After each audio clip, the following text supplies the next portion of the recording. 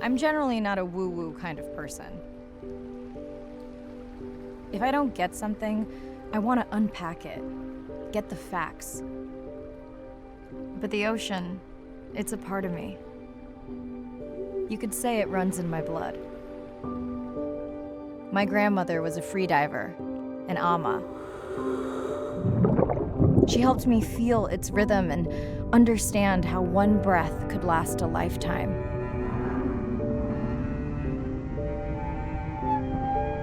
We dove so often, the memories all run together.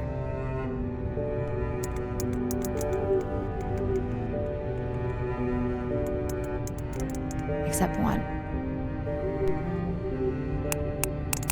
When I wished I could stay down forever.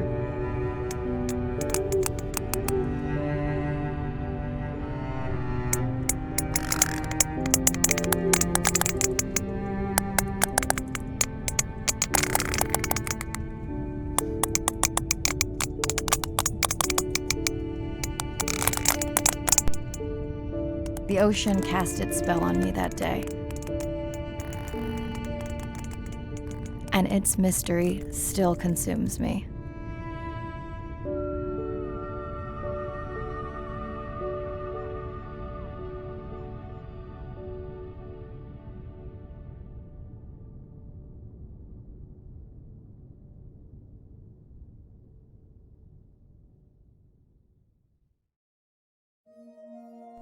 Day 1, submerged atoll, Western Pacific. It's great to be diving again.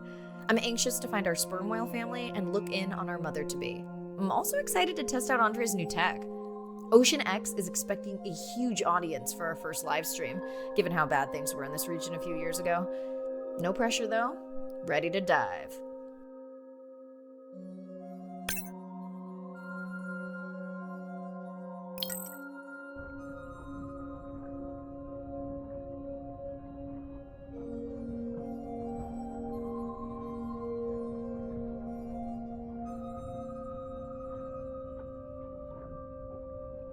I'm in and okay. Hey, Mariah, how's the new suit? Nice. A bit itchy, but I've had worse. How are you breathing? Breathing easy. This rebreather is amazing. Feels like I'm freediving. A genuine compliment. Should have caught that on the live stream. Give me a few minutes. I want it to be amazing, and I'm still getting used to this AR visor.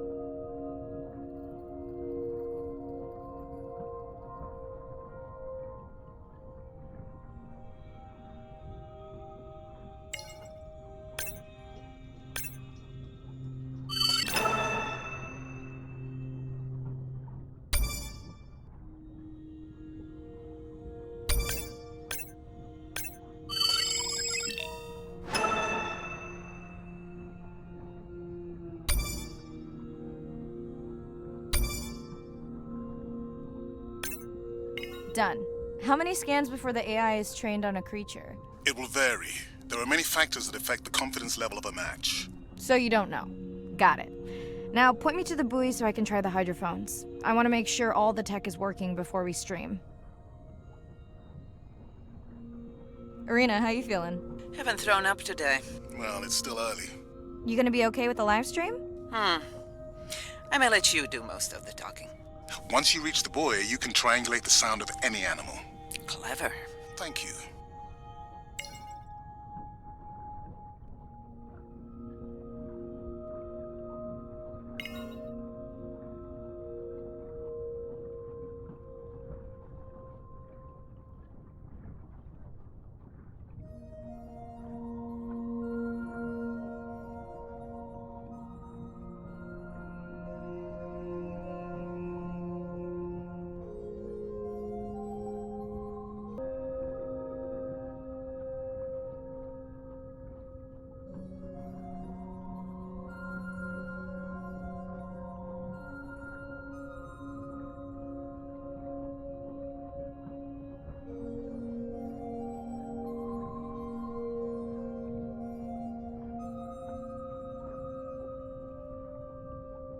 That's close enough. You can use your dive watch to control the buoy from there.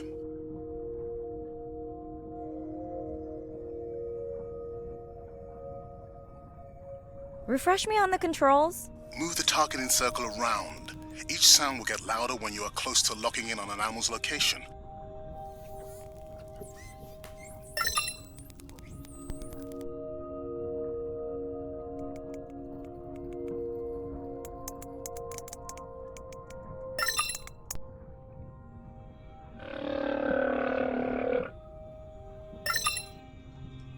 Mariah, if you're okay, I'm going to start the live stream.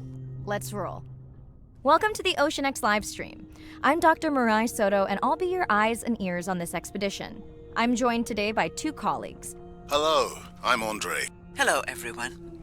I'm Irina.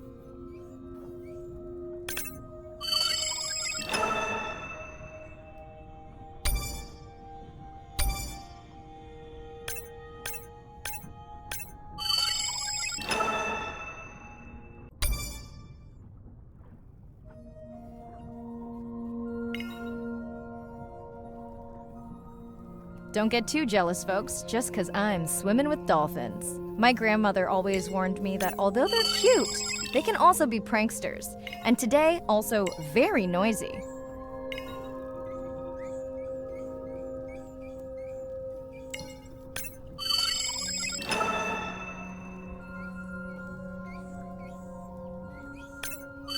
Can your AI parse through all those sounds? Not using this scanner.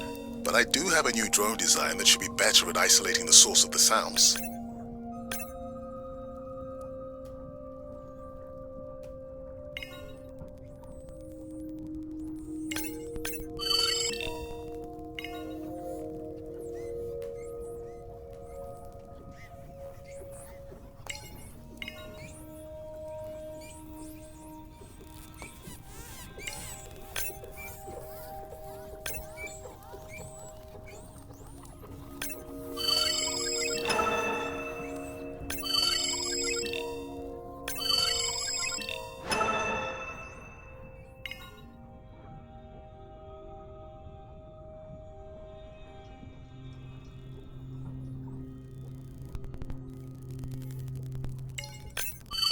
Done. And maybe next time I can weigh in before on the number that we need to scan? As I mentioned, the confidence model is complex. You just want to find the whales. Guilty.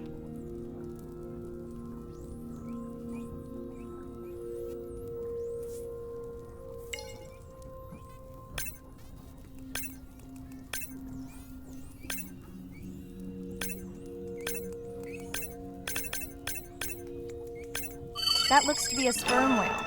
I think I saw this bull from the sub. I wonder how far he's traveled. Once we have a reliable ID on him, I'll see if anyone has tracked him before. Nice.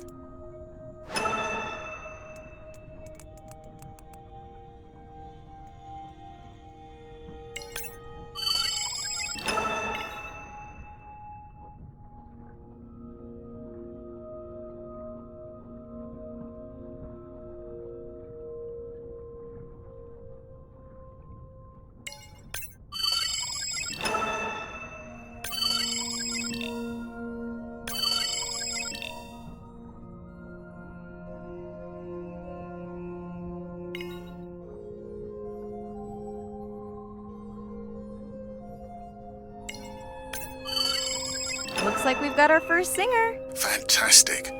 Hopefully on your next dive you can record his song to compare with other humpbacks in the area. Fun fact, in addition to being an engineering whiz, Andre is quite the musician. Are you still writing music? Not for years. Dry spell? More like raising teenagers.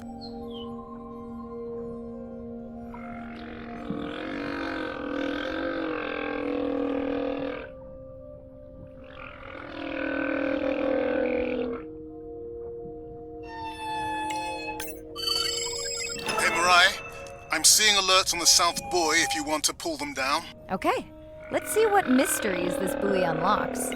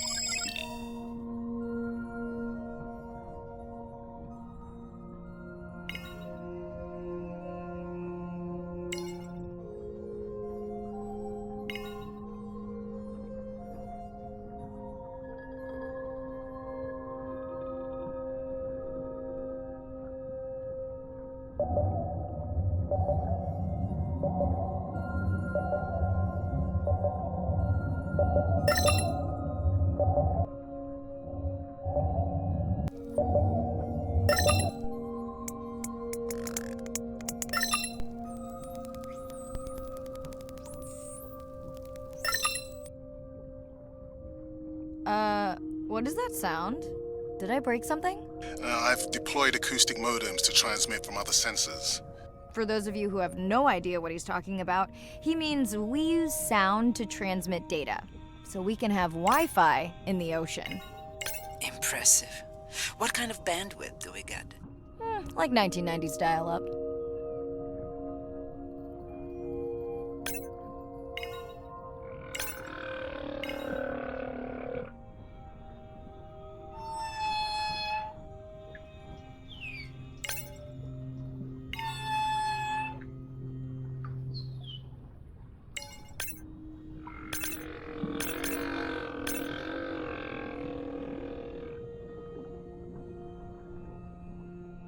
Fun alert. Looks like some young dolphins are having a play date.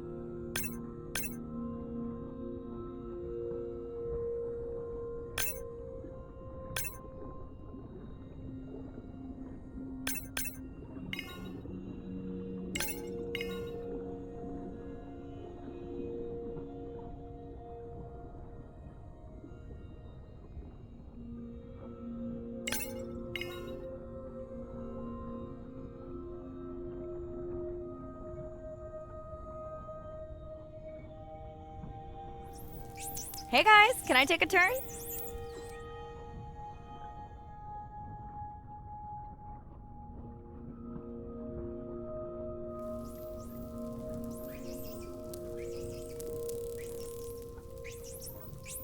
Well, you don't see that every day. At least I don't. Frankly, neither do I.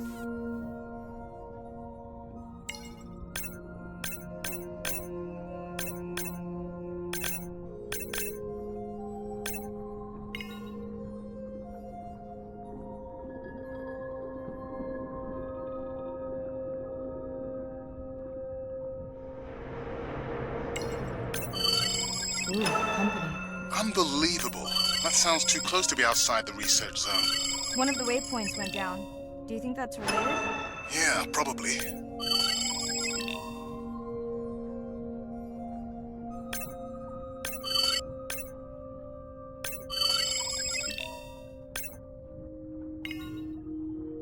Red light must mean a serious alert. Yeah. battery.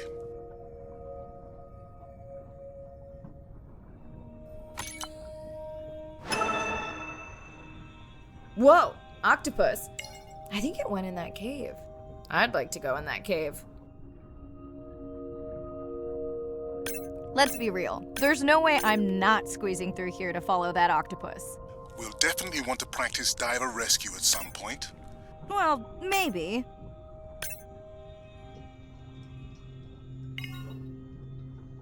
Mirai, please be careful.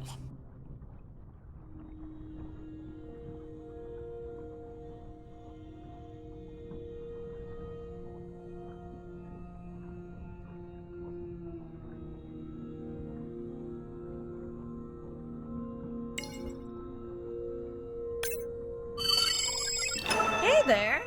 Sorry to spoil your hiding place.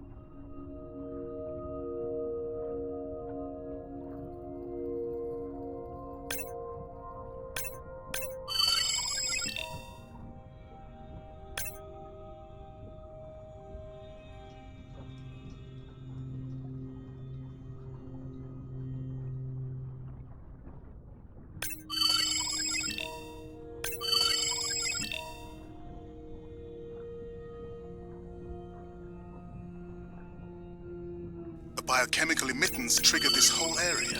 Because of me. Not because of me, but because I configured the sensors to detect stress in the coral population.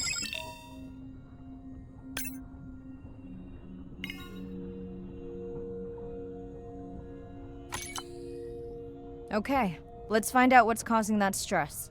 Mirai, please collect biosamples from any of the distressed corals. Happy to oblige. For those watching, these sensors help us understand what leads to resiliency in corals so we can help breed it into other species.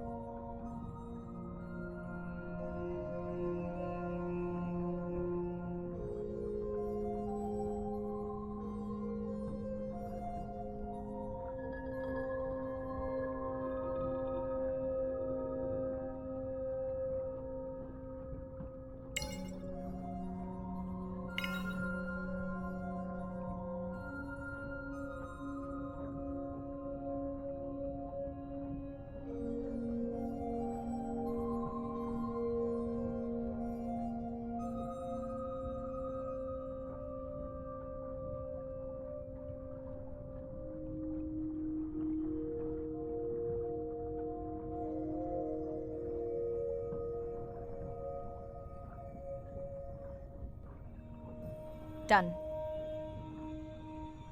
Mirai, sperm whales. And they must be your pod because I have a tag signal that is definitely ours. Pushing the waypoint. On my way.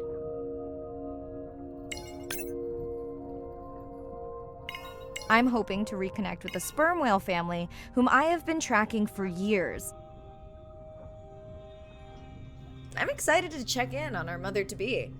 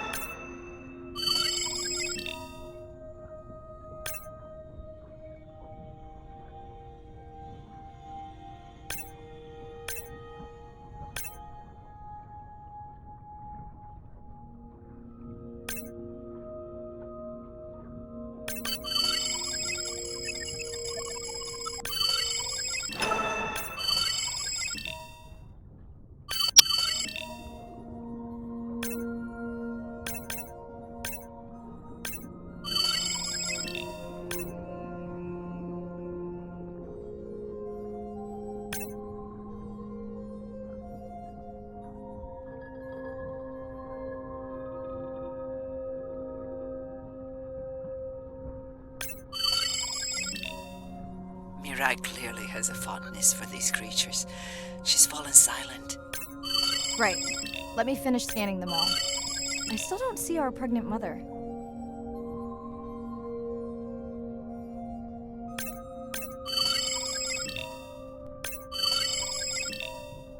Done.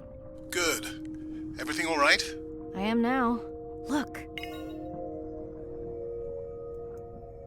Our mommy whale has delivered. Everyone say hi to her beautiful 1-ton baby girl. Is she okay? Right. Shh. She's nursing. I just wish all of you could be here for 1 second. Amazing. That is the end of our stream. Like, share, comment. Remember, we need you. All of us down here.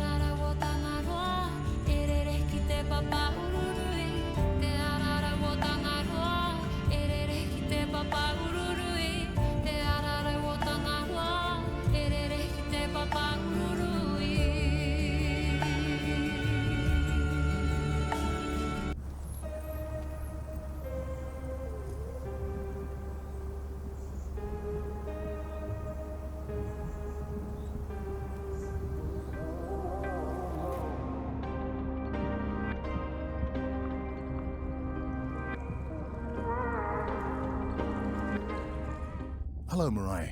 Thanks for checking in. Hey, Andre. Nice dive. How are you feeling? A bit tired, but I can't wait to get back out. Can you believe we found the family on the first dive?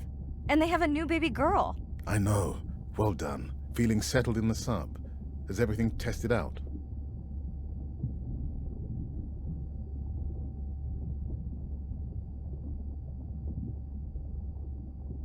Fabulous. The overhead speakers sound great. Glad I brought my tunes. This solo sub test makes me nervous. We're definitely fitting it out for 2 pilots next time.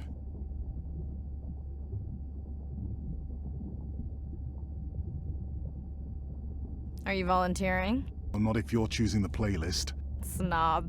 I think Arena was enjoying my tunes quite a bit on the trip out here. No comment. So, I have something I know you'll want to see. It's what the live stream saw of A12 and her baby. I didn't think you expected her to deliver so soon, though. I thought she had more time given her weight, but it was hard to know for sure. What's the about? Just noting her low weight. Also wondering when you'll find the rest of her pod. Maybe they were diving. I'll find them. Hey, I was thinking we should name the baby whale Andrea. She has your kind eyes. And my bald head. No, I'm putting her in the sim as A17. Ugh, you're so sentimental. Hey, where's Arena? Probably in the head throwing up.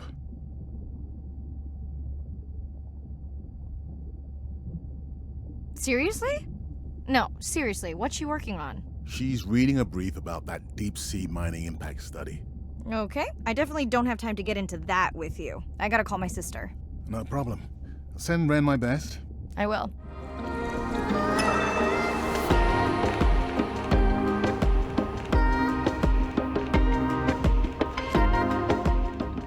Hey girl, aren't you supposed to be 20,000 leagues under the sea? I am. I'm calling from the sub. That's crazy. Hey, did you show Nana my live stream tonight? School's great, thanks for asking. Concert great too? Saw your friend's post. Bish, girls gotta take a break sometime. Hey, check this out. No way. Is that a baby whale? Mm-hmm. And her very, very proud mother. She delivered early. That's some view. You're really living the dream. Thanks. Miss you though. How's Nana? Okay, not a big deal, but I am taking Nana to get tested for a clinical trial. Some new dementia drug.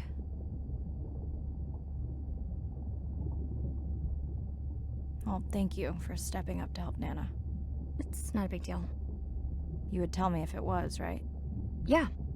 You sound down. Is it just Nana? I don't know. It's been hard since Dad died. I know. You want to stay on for a while?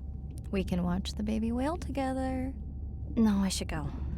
Say hi to the whales for me.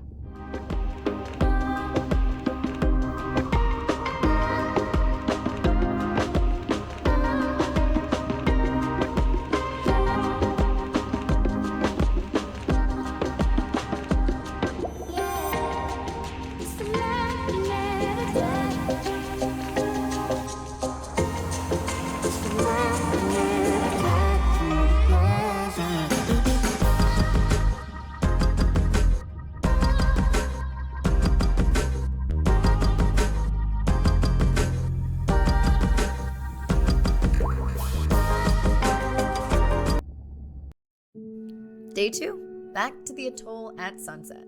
The hydrophone feeds are alive with the sounds of whales. Gonna find me some singers. I'm excited to test Andrea's new Manta drone. Kinda like the Swiss Army knife of stealth drones. I'd love to spend the whole dive hanging out with baby Andrea, but miles to swim before I sleep. Ready to dive. I'm in and okay. Looking good, Mariah. The Manta drone is ready for its first zoom scan. Now I get to see why you talk about it so much. Only the best science for you.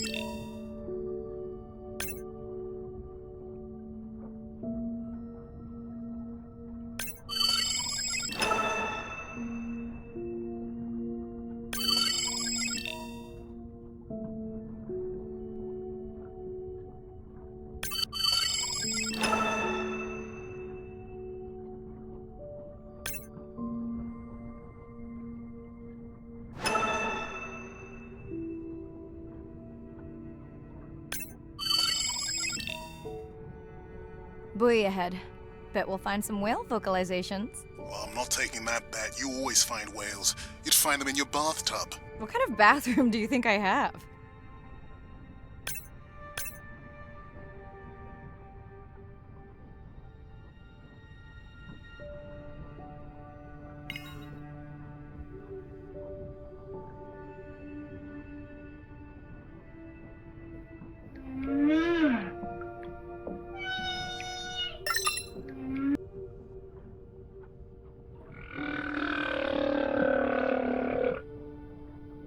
This is a lot of whales. It's staggering the number migrating through this area. Hey, don't jinx it.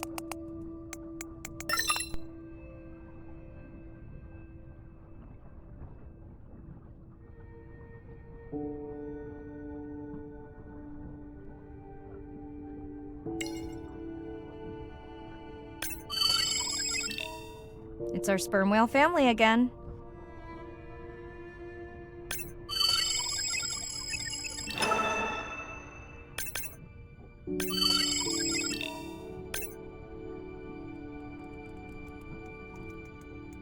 The Manta drone will match speed with the creature, so you can concentrate on steering it around to find the places you need to focus.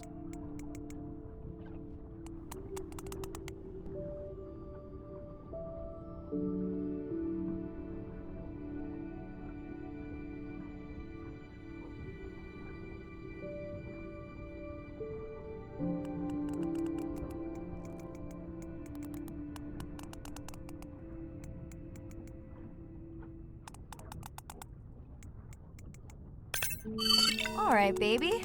We won't forget you now.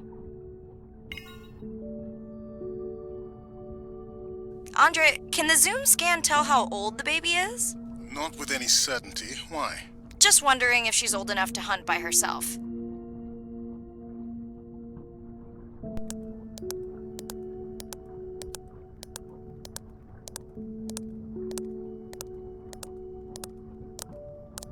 I wondered. She still seems pretty young to go that deep. Will she be okay alone while her mother dives? She should follow the pod. Her aunties will babysit while the mother hunts. Wish I had them when my daughter was born. Takes a pod.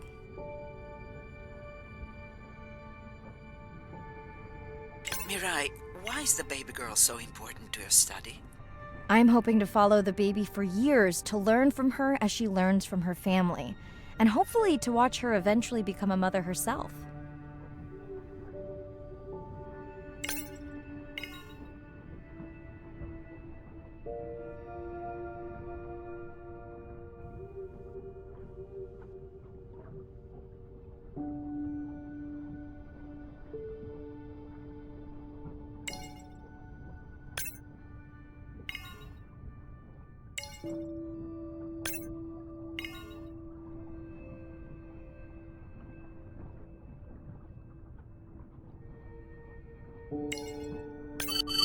Here we are, the whale we're designating Humpback M1. Oh, so catchy.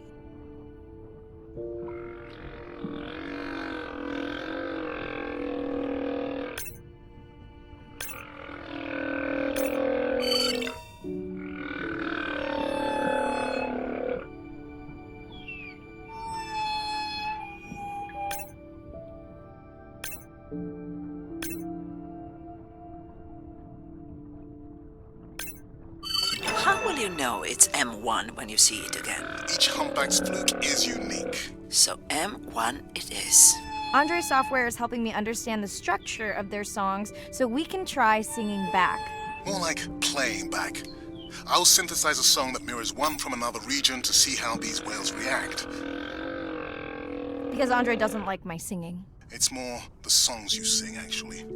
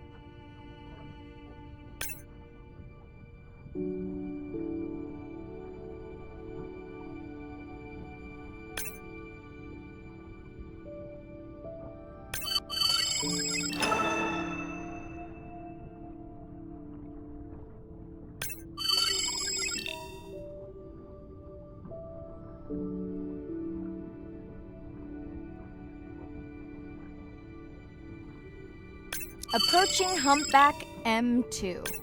Looks like he's on a date. How can you tell? It's like they're dancing to his song.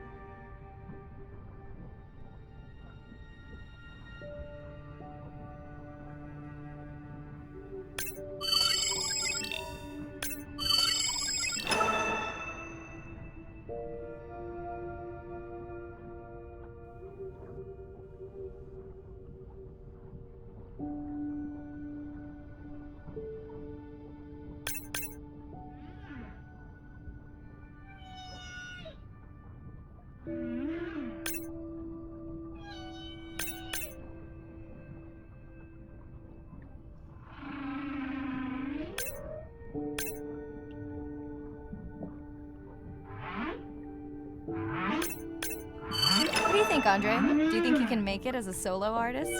Not without more original material. What? Males from the same region sing nearly identical songs with just enough variation to stand out. Yeah, just like most pop singers. Such a snob.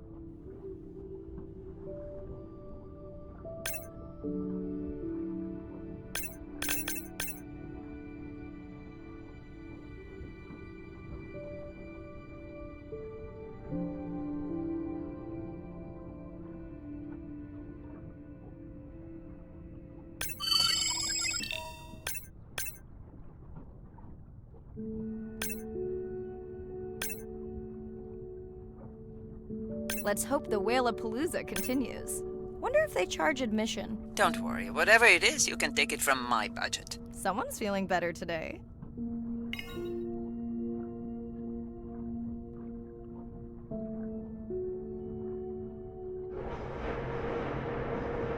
Well, I guess it worked. I've got some nasty noise. Same damn sound we heard yesterday. Well, I'll check it out between the whales.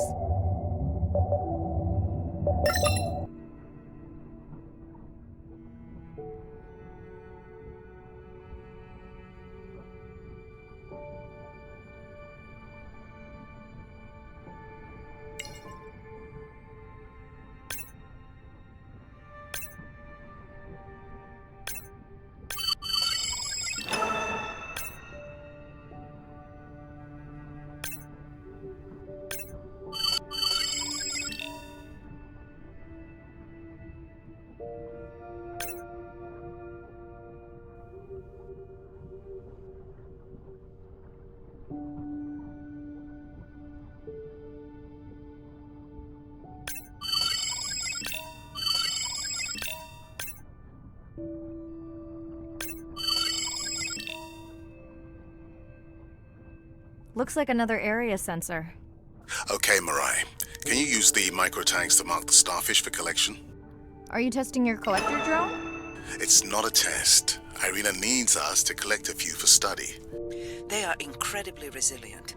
They can regenerate themselves from just a subset of their body. They're also invasive. Must have hitched a ride in the ballast of a ship. Irina, how many of these do you need? I'm missing the whales. Just a few.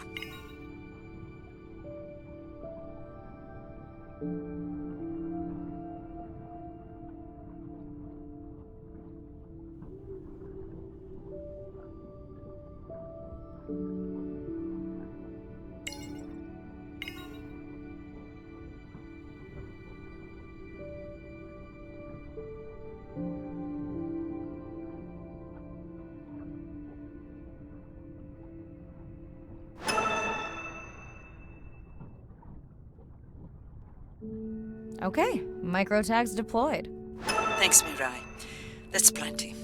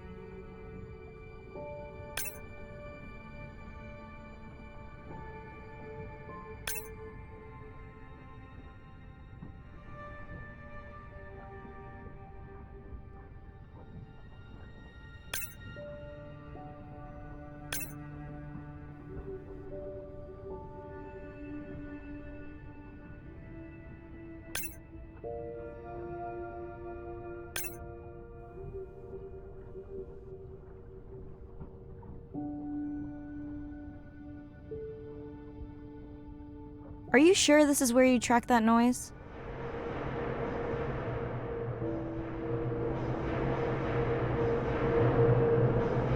I don't know, Andre. That sound is loud, but it seems pretty deep. Can't see how it could be coming from a ship. Yeah, I agree. It also keeps starting and stopping. I'll figure out another way to investigate it.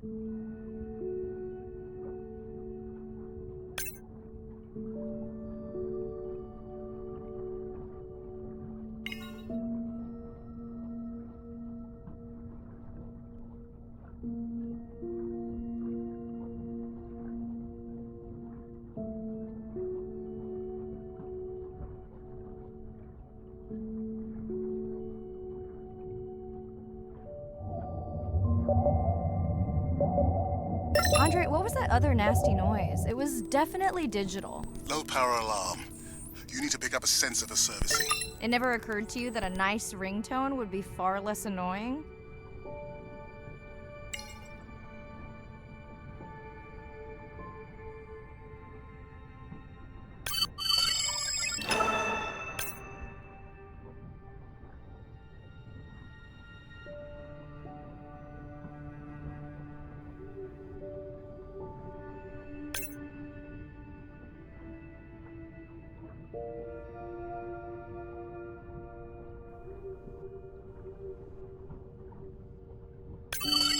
Mirai, please, get closer. You weren't this excited about the dolphins before. They're rubbing against the coral. Kind of a wellness visit.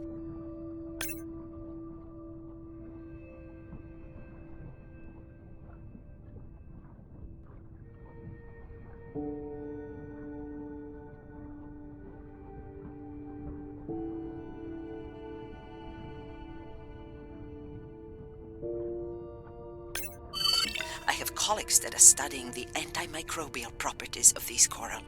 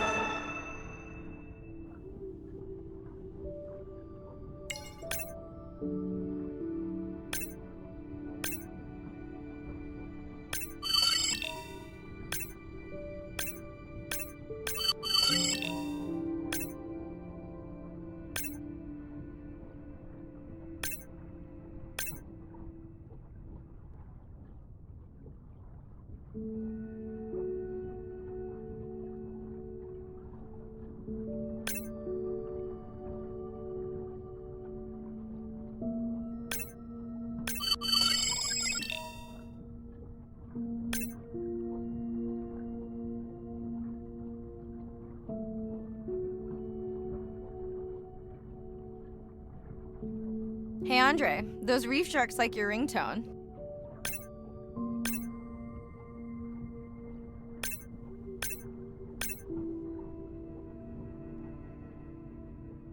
Will I be able to get the data off that sensor while I'm picking it up? No, it goes to sleep when the power is low to preserve the data.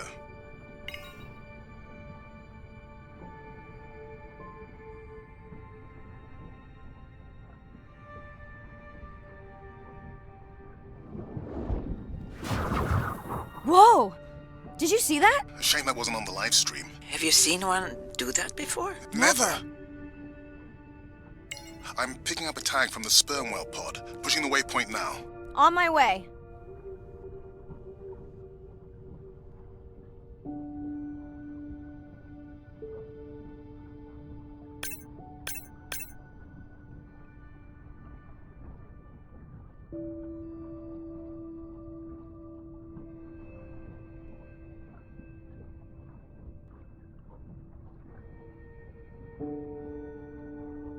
Sorry, sharks. Mirai is off the menu.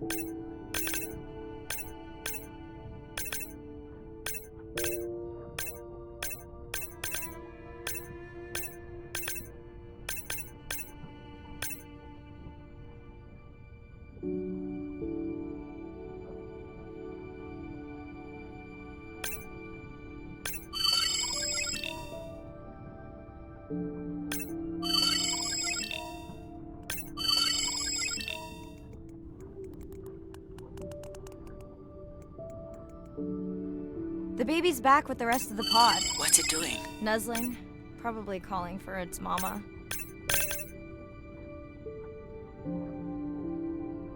Are you calling for your mother?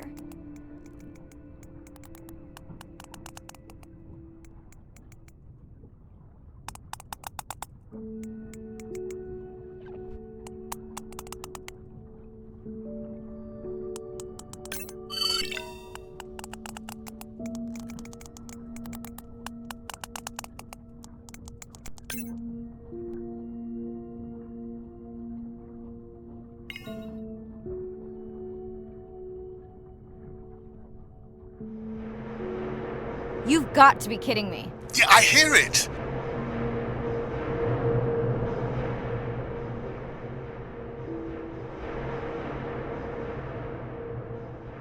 There they go. That was our shot.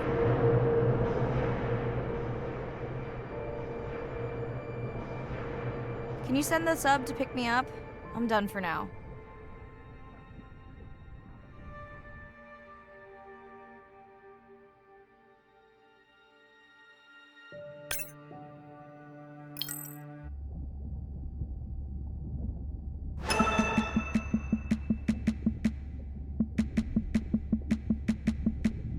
Sitting at the corner, money, but we do it how we wanna. Minting our nails, checking our mails.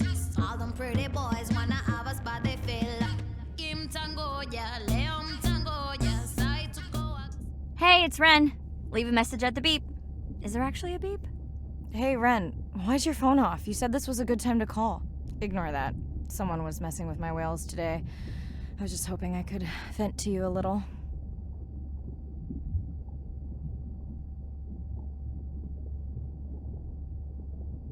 Let me know if there's any update about Nana. Ooh, and we had a whale-a-palooza today. Anyway, give me a call when you can. The whales say hi back. Running how we want, take over the walls, riding on the drum. Hey, Mirai. How are you?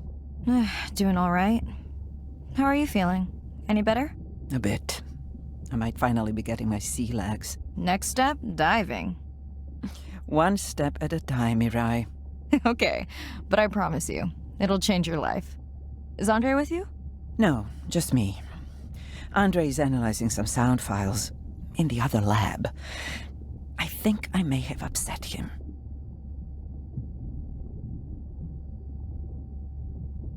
The two of you do seem to be on opposing wavelengths fairly often. I quite enjoy our debate, except when it affects our work. It wasn't a debate, it was an argument. Andre, I didn't realize you were on. What did you find? This is video and audio from your last dive. And this is an analysis of the sound that spooked the family.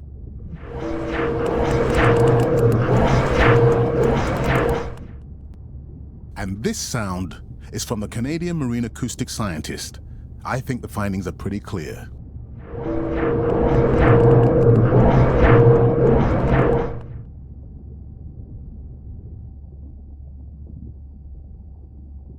The signatures sound the same to me. He gave me the same test. Andre, who is messing with my whales? Deep sea miners. Here? In the research zone? It's off limits to commercial activity. And when has that ever mattered before? We don't know that they are in the research zone. They may be just outside it. We knew they were doing an impact study nearby. What are they after? That might give us a clue. They're looking for rare minerals to make solar panels. Could the sound cause trauma to the whales? The acoustic specialist said it might push them to quieter hunting grounds, but was unlikely to cause acoustic trauma. So what's the move? We should use our mapping drone to investigate their activity. And this is where our debate turns into an argument. We need that drone to map the deep sea vents before Mirai dives there. The biochemistry of these vents is the perfect cocktail for creating new life forms. If there is illegal activity there, we have to stop it. Otherwise, there will be no life forms. Why spend our short time here policing rather than researching? Let's be scientists. Mirai, your dive, your call.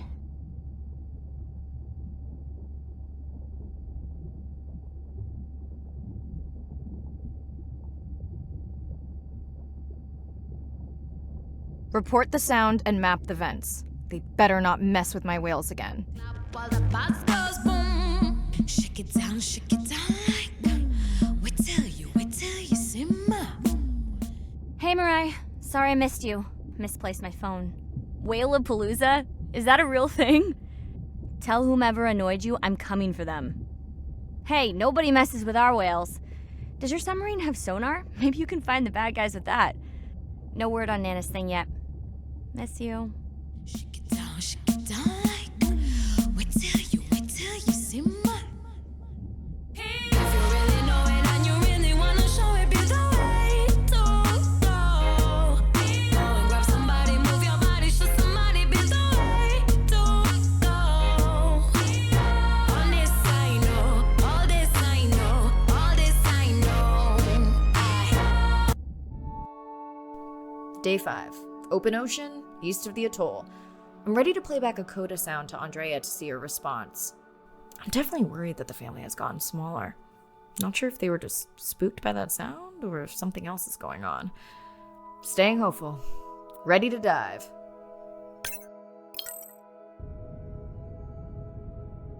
I'm in and okay. You know, I always feel like I'm swimming in place in the open ocean.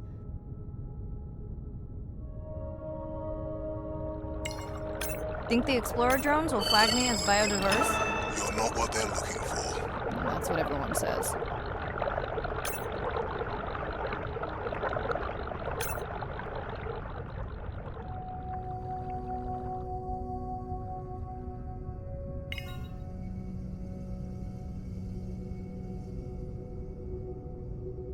Approaching the buoy.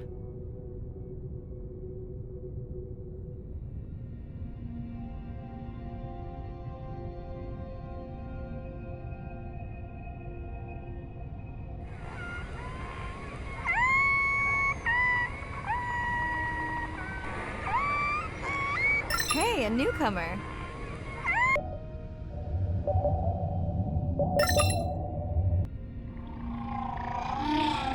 That song sounds familiar. Now to get there before the noise from Andre's miner friends scares them all away. You want to raise my blood pressure?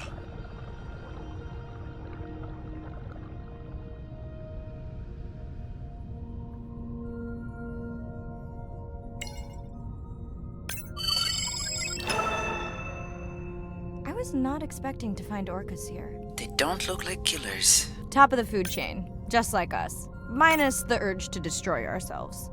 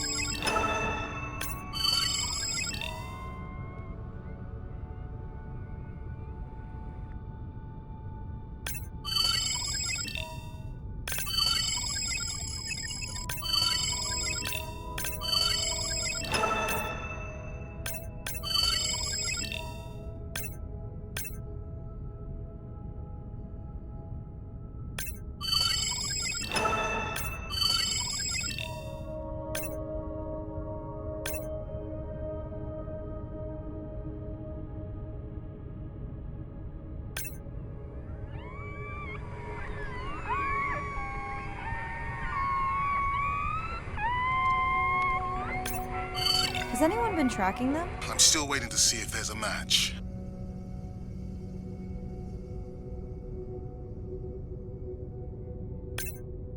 Hello to you too.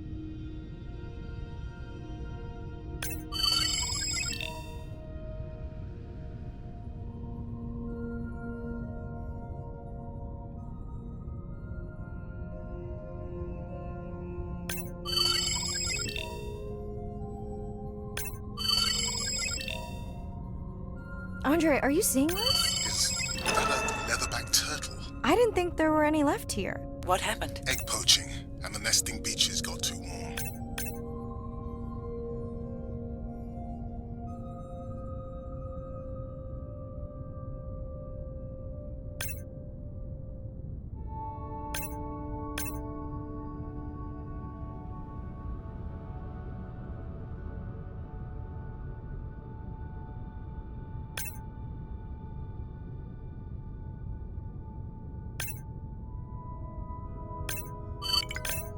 Biosample acquired. Do you think your turtles are making a comeback? Well, I wish I could be optimistic. It's just as likely our turtle is taking the long route home to somewhere else.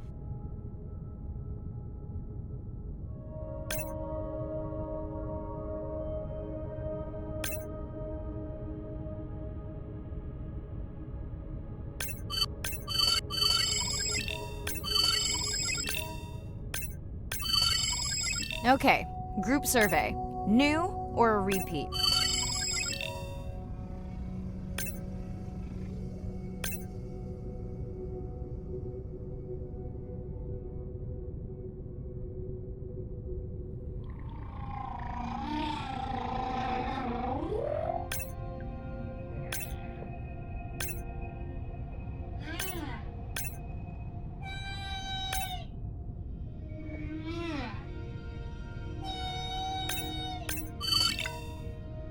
New whale! We'll designate this one M4, because why mess with a good thing?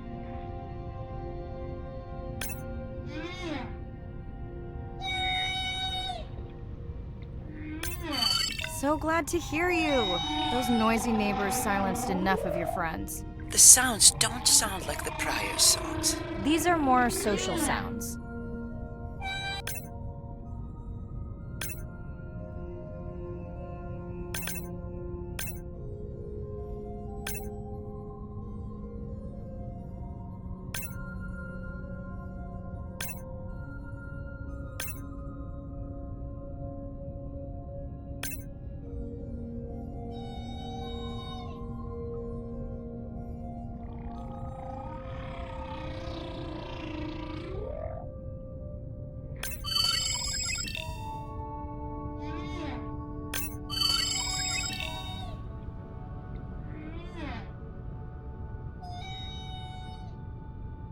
Feels like my birthday, and that buoy is my present. Hope it's better than my last birthday. Dare I ask? My sister got me jeans that were mine for about a week before they wandered off, never to be seen again. A mystery, I tell you.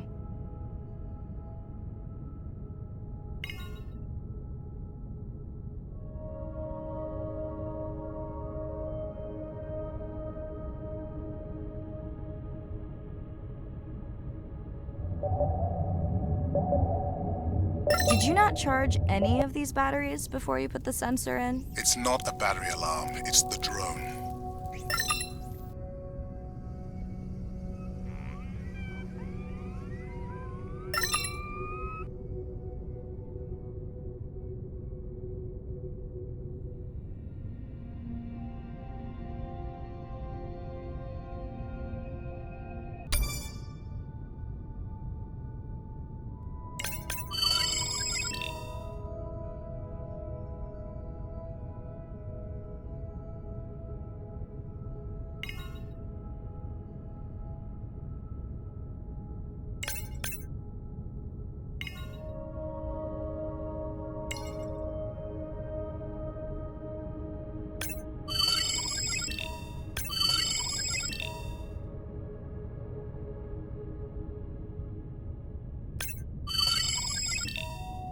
You're right. That is definitely not a dead battery. Unless we're using whale sharks as batteries now.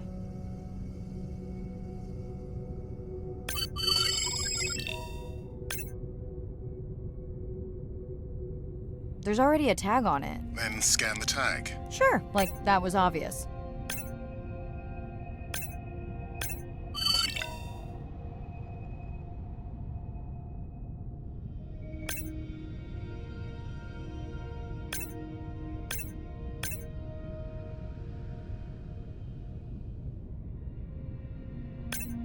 I'm leaving another tag.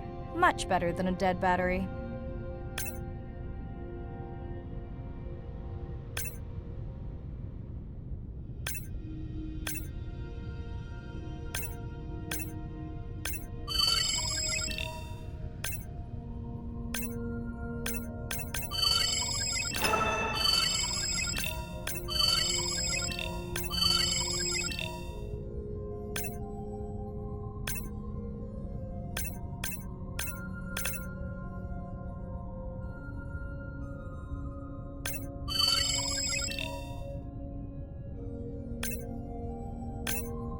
Dolphins. Always showing off.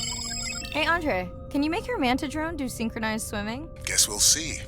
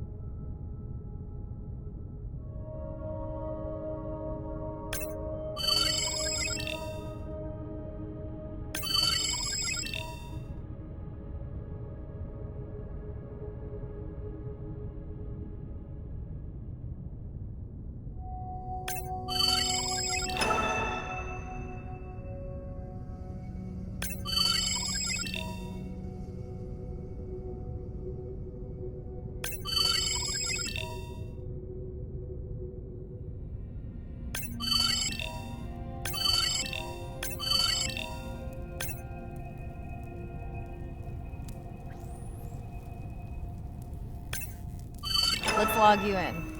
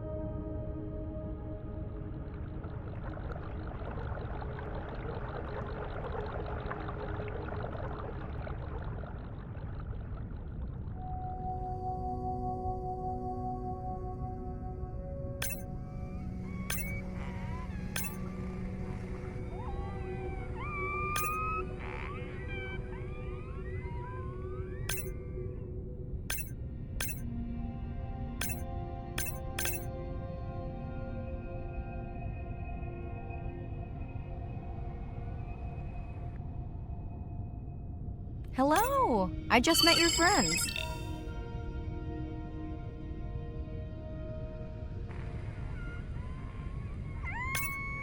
We sure no one's tracking them? Nothing has turned up. Pretty low weight.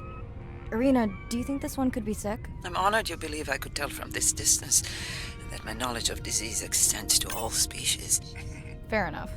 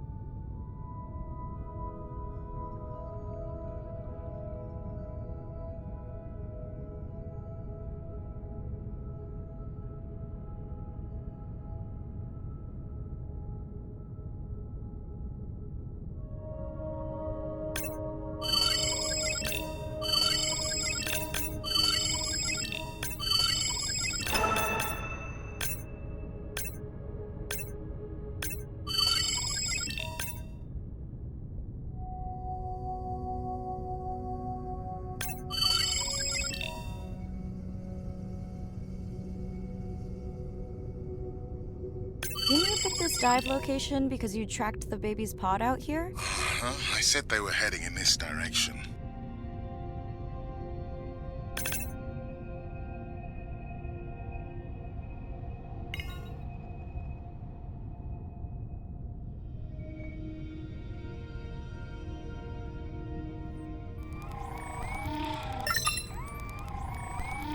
Andre, the buoy is glitching. I don't know what range you've set, but I think I'm hearing all the animals in the Pacific. Yeah. Too many sound signals for the software to keep up. I don't know what kind of party I'm crashing, but pretty sure I'm gonna love it.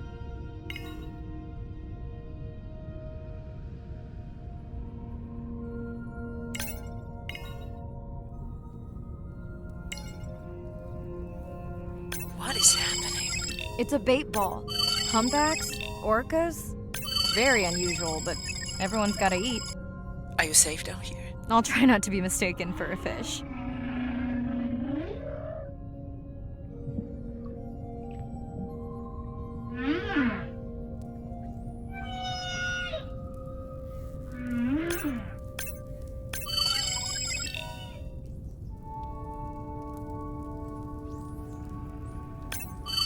Of course dolphins show up. Never like being left out of the action. They want leftovers. Good luck to them. They're up against bigger stocks.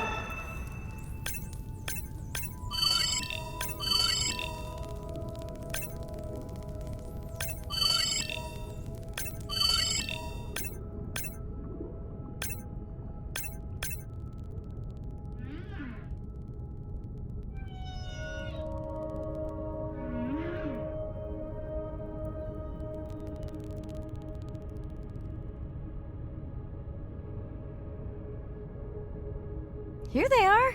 You were right, Andre. I guess I didn't just swim across the Pacific for nothing.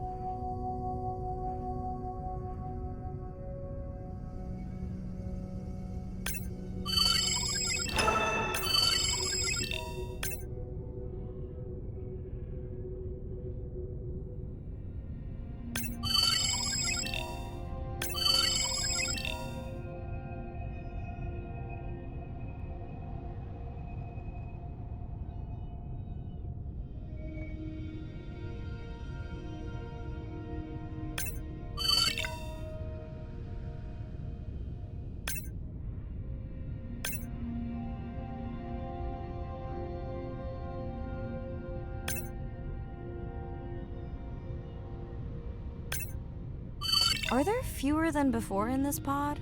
Or am I just getting faster at tagging? No, definitely fewer. But maybe the others are hunting. No, don't leave me. Well, the mother stayed with the baby this time. Okay, ready for playback? I've prepared a coder you can activate from your dive watch.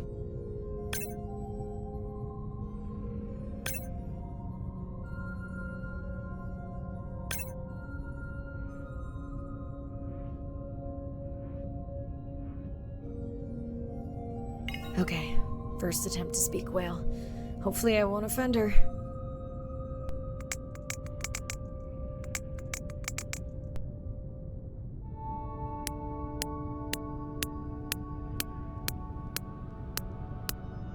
Echo clicks. I could feel it across my body, just checking me out. First contact. She zoom scanned you. You have no idea what that felt like. She was looking right at me. Whew, you have no idea.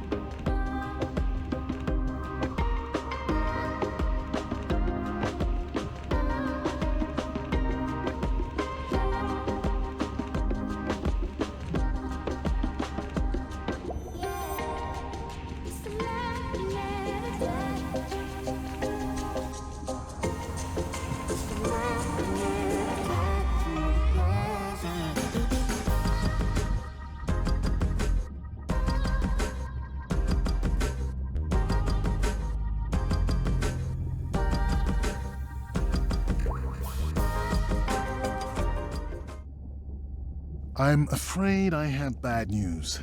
The drone we deployed to map the dormant vents, it's gone. We lost contact hours ago. Without it, Arena worries we'll have to cancel the dive to the vents altogether. I'll keep patrolling the pickup spot, but I'm not optimistic.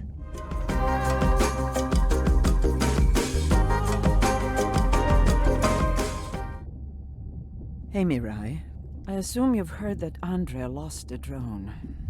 Yeah, bad break. Did we get any usable data from the drone before it went missing? Not really. We lost the signal too soon. I suspect Andrea believes it would have survived if we'd sent it to investigate the miners instead.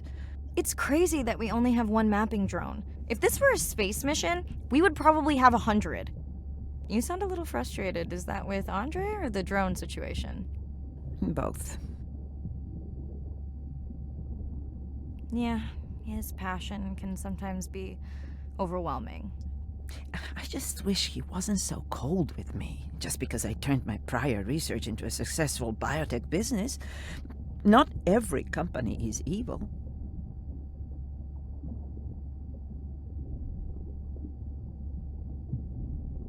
Give him time. He'll lighten up. I know he thinks your current research is important. And impressive. It is. Actually, that's nice to know. Was that a yawn? Did you get any sleep? Not really. Between the drone and staying up to chat with my daughter, I spent most of the night staring out of my cabin window at the moon. My grandmother loved to take me freediving in the moonlight. It was magical. It's like the whole ocean glows. Sounds like a fun grandmother. She was. Is. She's alive, but suffers from dementia. Sorry to hear that. Thanks. Nana moved in with us after our mom died. I was 12, Ren was 4. Are you and your sister close?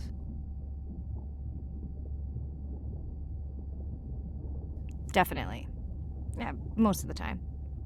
It's complex right now. Where is your daughter? She's at university in the UK. What is she studying? Pre-med. But she also has a passion for music. She has been playing in the same indie band for years. What's her music like? Hard to describe. I'm sure Sophie would love for you to check it out. I'll send you her latest single. Ooh.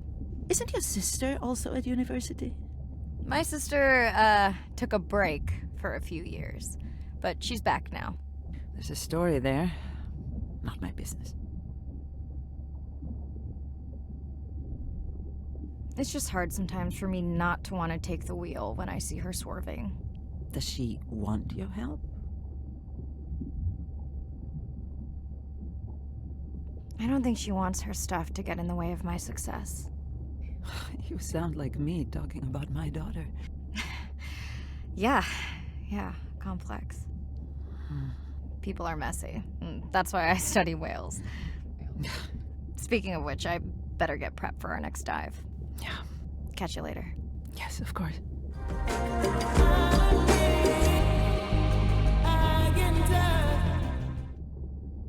Hi, Mirai. It must be late there. That's okay. I'm on dive time. I showed Nana the highlights from your live stream.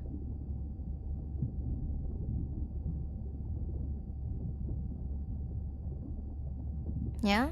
Did she like the whales? It's hard to know. She did huff at the dolphins, though.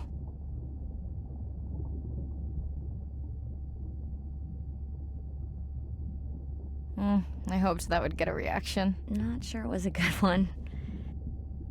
Are you doing okay with her? Kind of. You do this better. Did you want to talk about next semester? When you get back. It's complex. You know, I can look at coming back earlier. That's crazy talk. Go speak to your whales. Gonna try. Catch you later.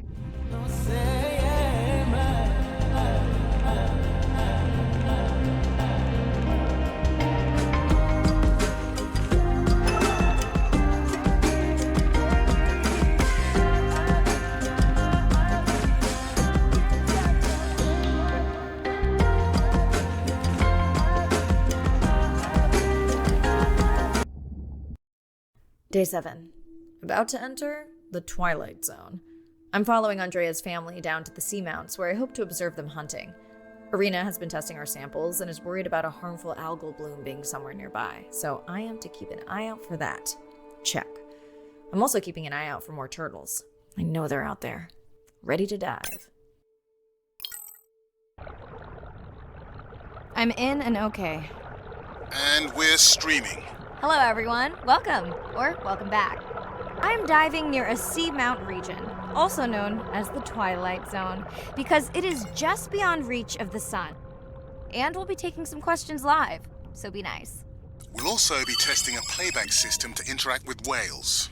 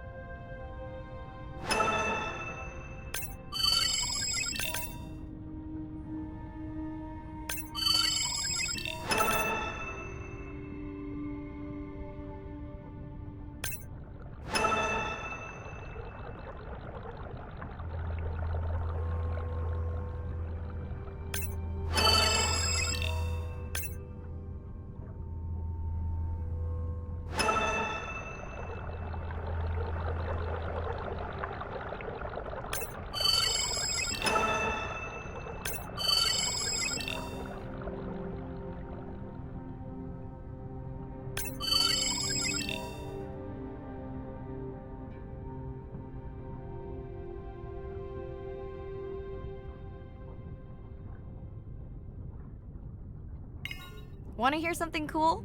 So do I. I'm hoping that buoy can send a little message to our humpback friends. That's right. Andre is going to serenade some humpbacks. Well, not me, but using a song I generated from other recordings.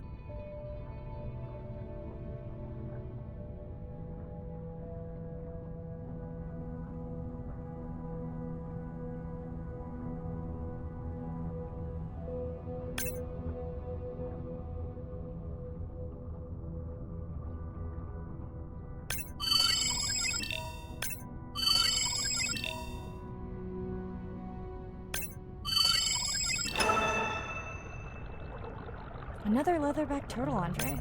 And feasting on some moon jellies. That is odd. Is that the same one we saw before?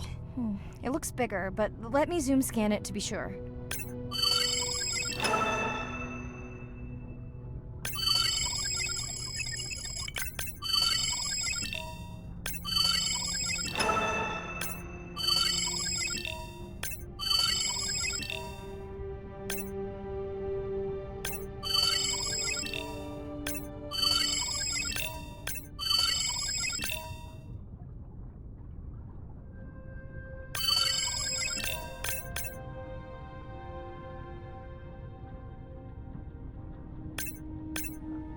We can run the sample in the lab, but I am sure this is a different one. Do they typically travel together?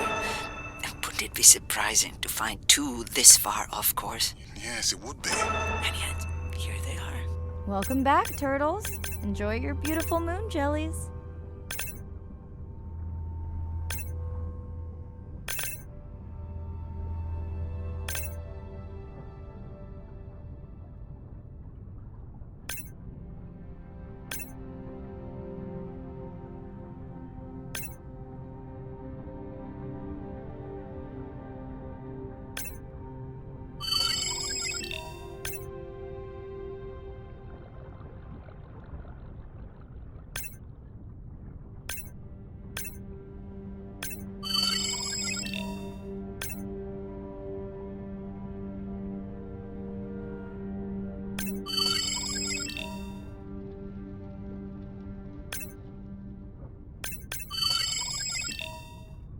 Okay, time to see if any humpbacks respond to our song. Jordan wants to know how you will know.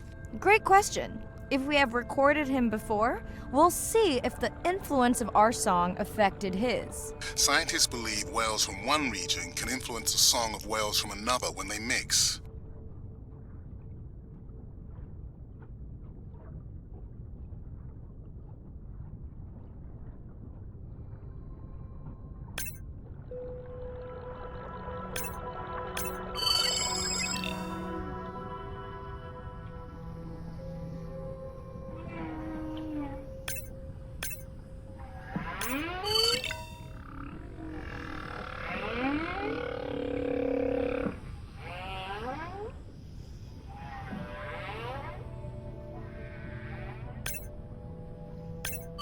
Hey Andre, we've recorded a song from this one before, right? We have.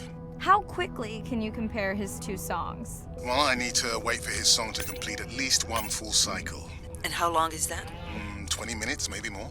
Wow, that's a long, slow ballad.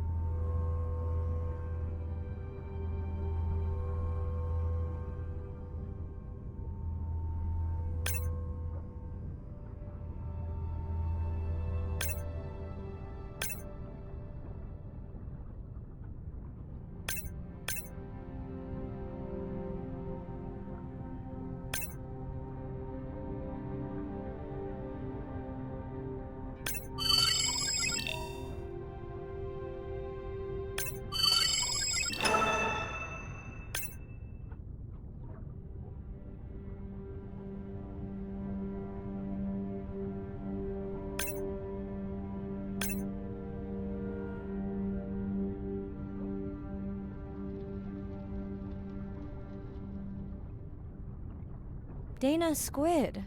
It looks like they're hunting... Lanternfish. Well called, Irina. We'll make you a sea witch yet. I'm sorry, a what? Let's scan a few to pick up their hunting behavior. Here goes.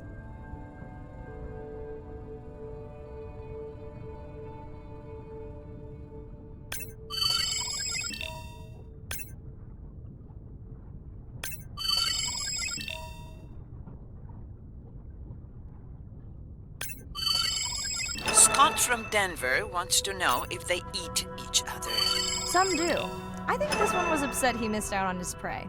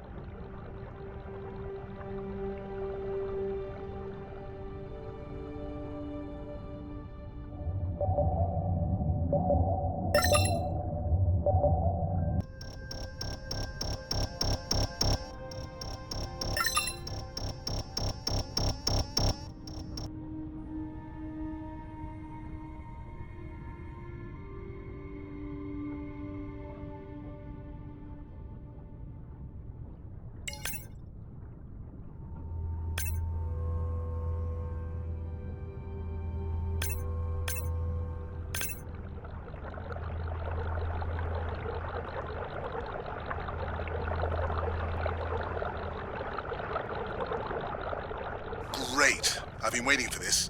I've just activated your UV light. First of all, don't mess with my suit when I'm diving. Secondly, you spoiled my surprise.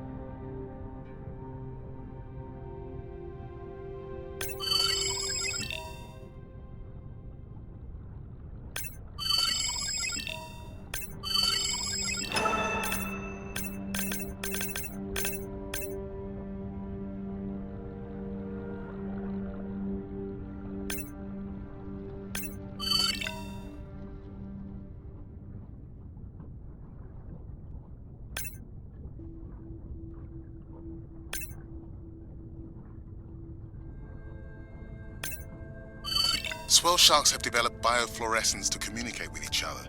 Their eyes have special adaptations for the UV light. Now you can see what a swell shark sees.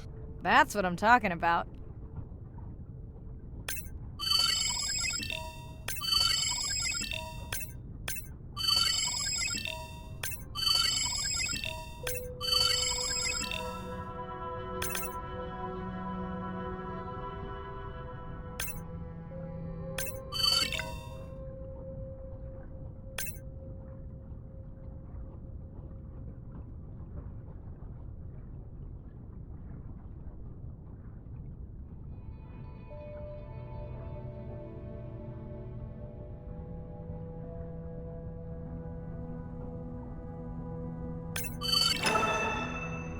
Next, you can try the black light I installed in your sub. You did not. You did install it in your dorm room back in the day. Your wife showed me pictures. Well, uni was a good time.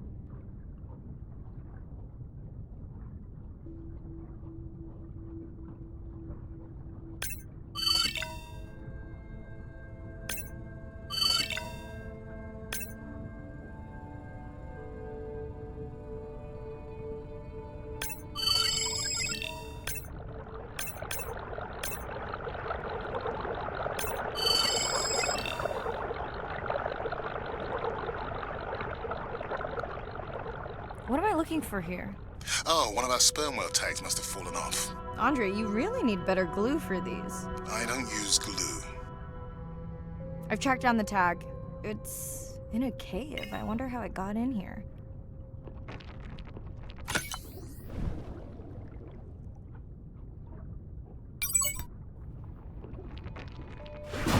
Oh! What the? Mirai! An octopus! Are you okay? Other than getting inked in front of a live global audience? You know, you might want to get that off you. It will probably attract predators.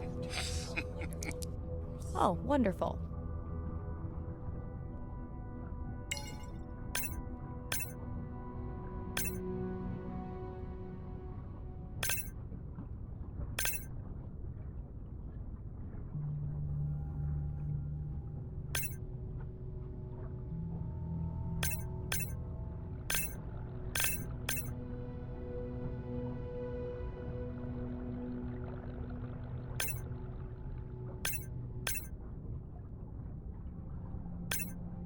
Okay, last boy of the dive. How are you feeling?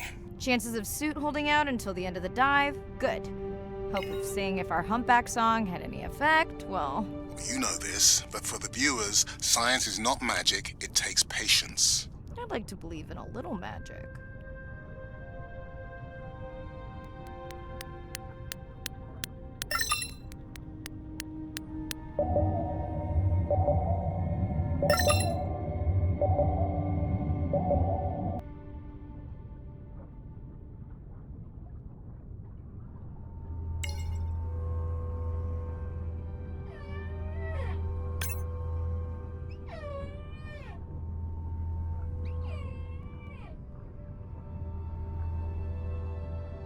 Sperm whale. I think it's... Yes, it's hunting!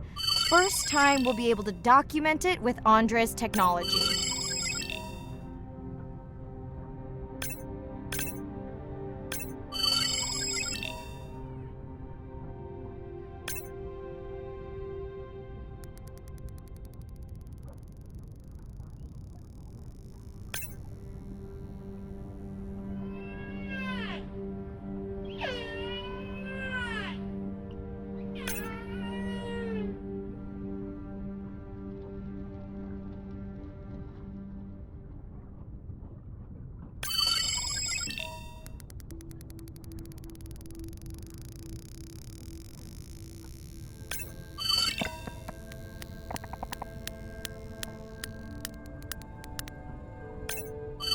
Come on, come on.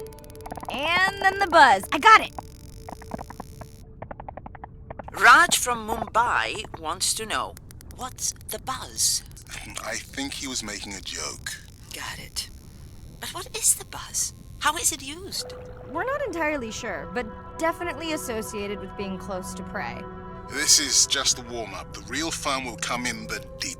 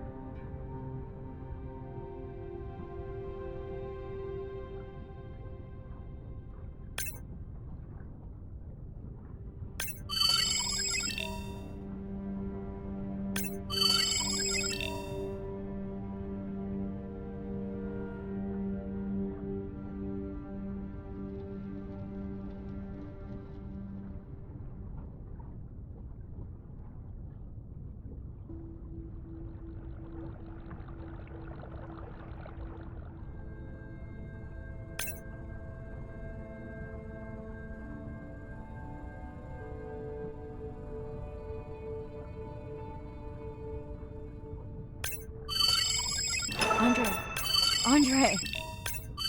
Well, there's no way these little ones are thousands of miles off course. Right, Andre? Give him a minute. Right. Let's scan a few of these to get their gender.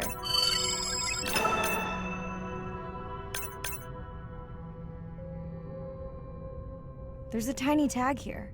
Andre?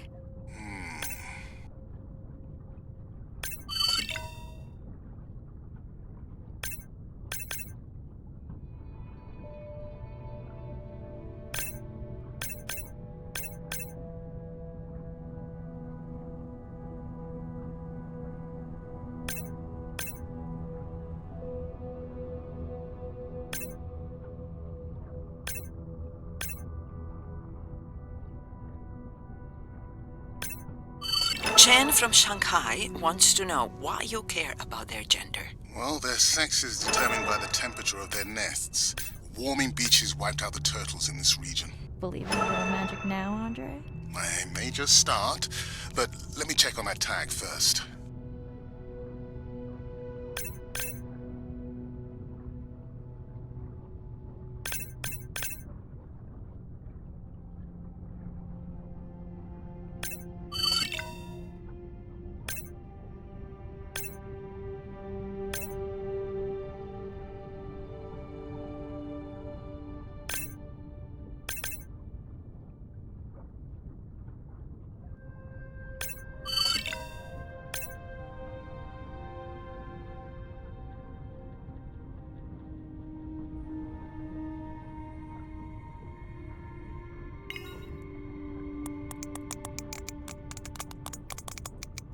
Oh, wow. Glad we didn't miss this. Beautiful. Yeah, they must have been hunting down past the rift. I think we found our spot for our first deep dive. Mirai, check out that one closest to you. What's that on its skin? Not sure I can catch them. They're headed to the surface. Might just be a scrape from a ship strike. Yeah, let's hope that's all it is. Let's end it here.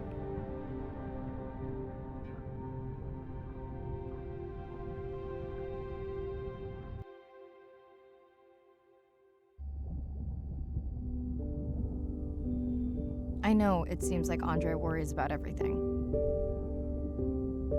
But I really understand where that comes from. Everyone's seen the pictures, but I can tell you it was really tough to be doing hands-on work when we were losing entire species. For me, it was the whales. But for Andre, it was the turtles. I stayed to help him. Several of the other scientists did as well. By then, only Andre's protected nests were the ones producing turtles in the region. We all figured that the population was going to collapse, and eventually it did.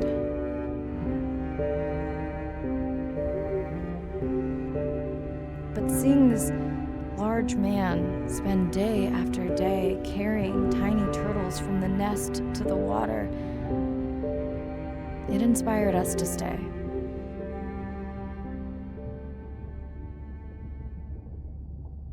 Coming back now, it feels like another world. Andre is not an angry man, Irina. He's just a man who gets angry when he sees people say it's too hard, or that they don't care at all. Yeah.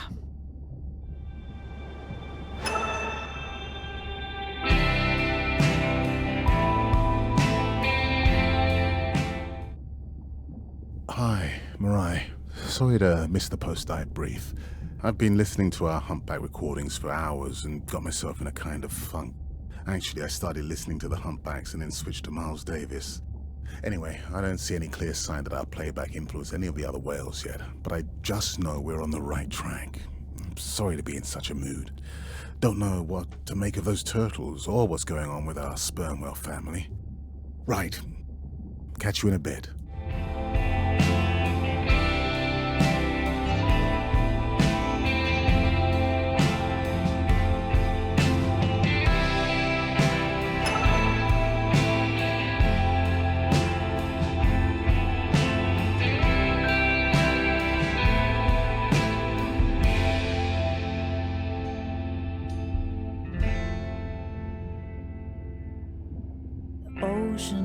ashes on the rocks, where I go to collect my thoughts of this new life. I think I see a new light. Coral garden lives below. The pink expanse above me grows into a new light. Day 12. Spent the last 5 days on an endless series of depth tests of Andre's deep diving suit. Guess he doesn't want me to implode on the live stream. I do hope it's giant squid proof though. The mapping drone located a brine pool near where Andrea's family has been hunting. That is, before it went AWOL. Ready to dive.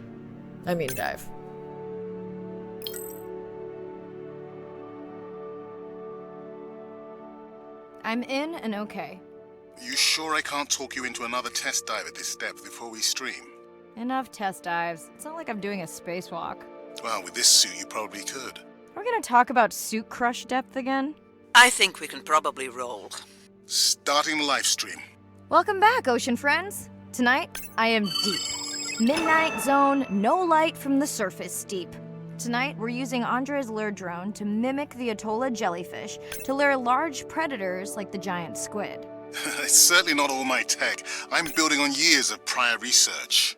Don't forget our mission to the brine pools. Oh yes, Arena will fill you in on that later.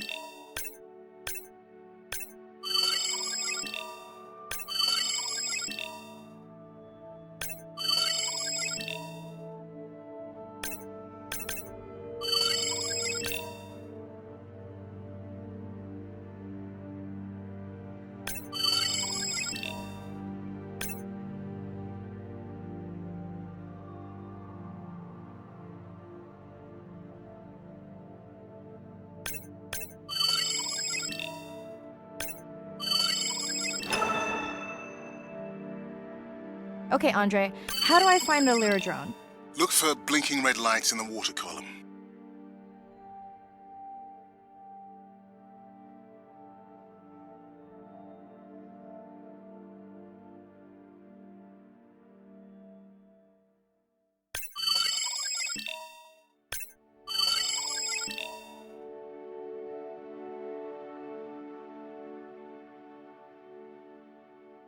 No need to get too close. You can activate the lure from there.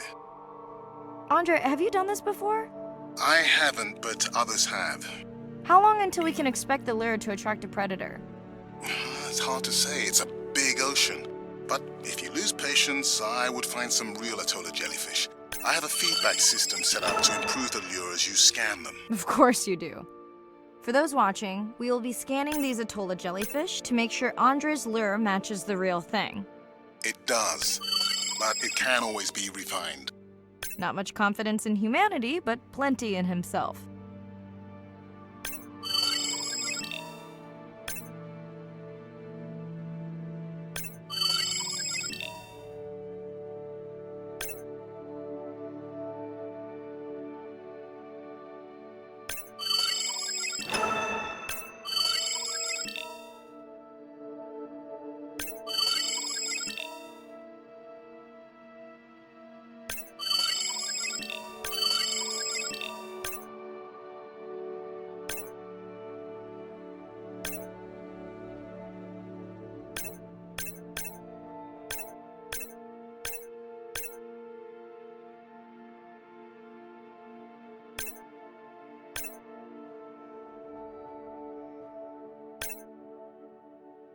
Got the jellyfish scans, though Andre doesn't need them. In truth, they should improve the lure. I would not waste your time. Getting a few impolite comments on the screen pointing out that giant squid don't feed on Atolla jellyfish.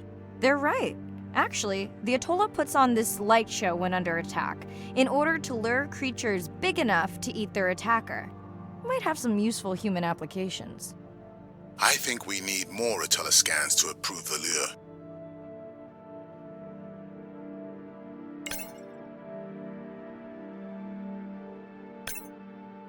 Okay, whose idea was it to live stream this particular dive? I am glad I can't see the comments. I would agree. My grandmother had a saying for times like this. I'm not going to try my grandmother's accent on a live stream, but loosely translated, it means if you get bored waiting for a giant squid, you can always go to a brine pool. That's a pretty specific saying.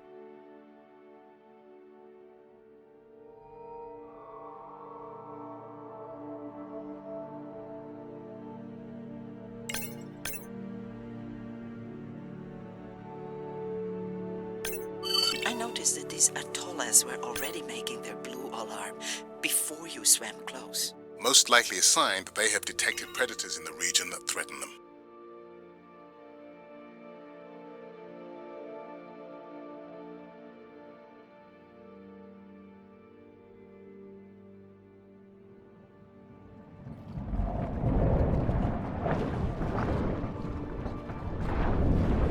That gave me a chill. Whoa.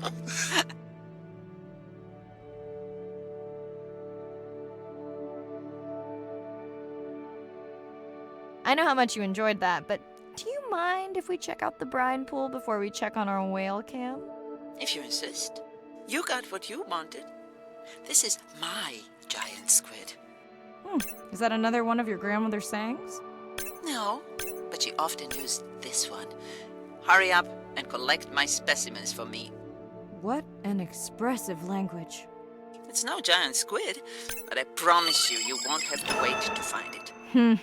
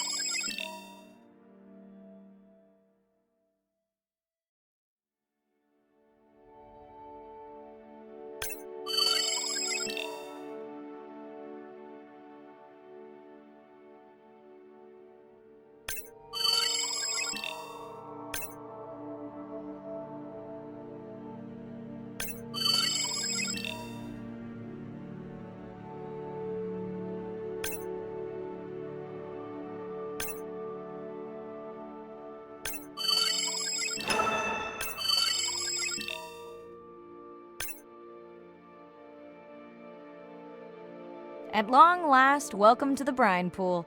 I know it's really a salt lake under the ocean, but it looks more like a witch's brew. I have been teasing Arena, but a brine pool is a diverse microenvironment within the ocean. It has its own ecosystem. And each one is unique. So that means the microbiology is unique and could hold groundbreaking solutions to human problems. Each time I take new samples into a lab here on this ship, it's this magical discovery moment where I tingle all over. I fund my own research so I can pursue what I know to be important. And people ask me, how much money are you going to spend to collect some bacteria at the bottom of the ocean? If these bacteria hold the cure for a disease that relieves even just a small amount of human suffering, how do you put a price on that? That is some giant squid.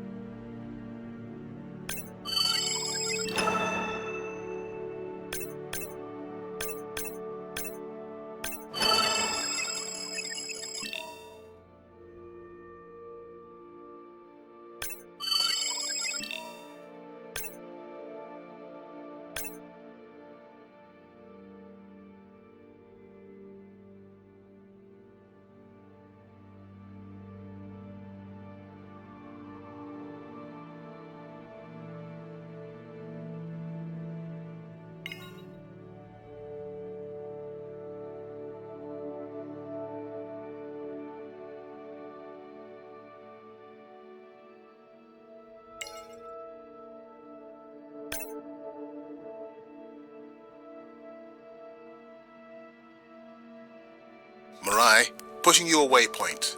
Sperm whales are back on the hunt.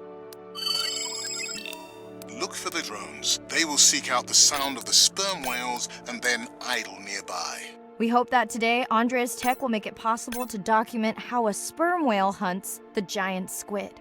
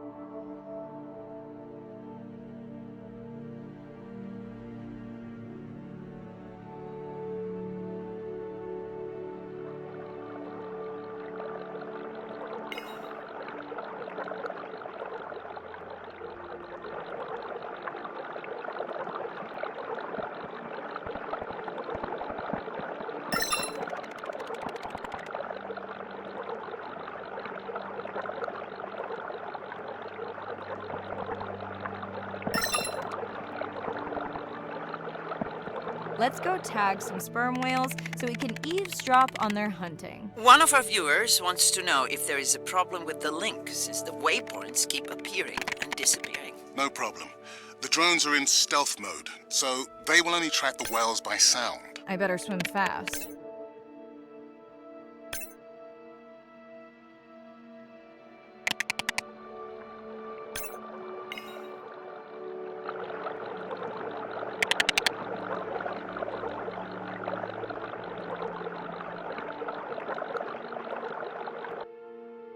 We'll keep good watch over you.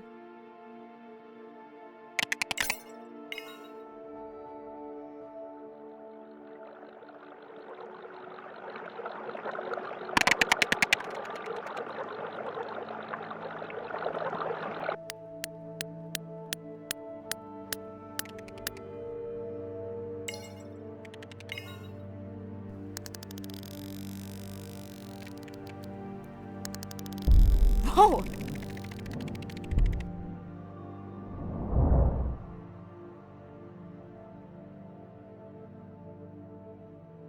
What just happened? I think the squid knocked the camera right off. I had that camera feed in full screen on my visor, and for a second I thought it was lights out for me. Sounds like a good time for the sub to pick you up. Live stream out.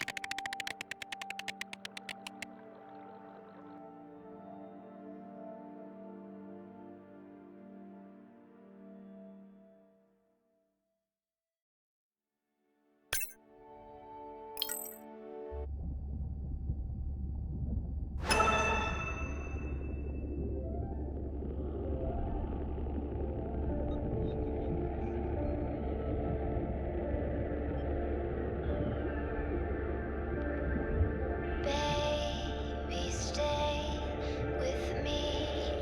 I feel it happening. I guarantee with every inch of me. Tonight I'll sleep with demons in my head. It's all It's Irina. Since there's no dive today, I'm going to lose myself in the wet lab to work on those samples you sent up from the brine pool. Hey, have you listened to my daughter's track? Interesting, right? to me. It's only just a dream. Mirai, remember the tag we found on the turtles? I put it out on the network and I got the strangest message back. I'm going to take a tender to a small island nearby and check it out. I'll explain everything later. Still no mapping drone, by the way.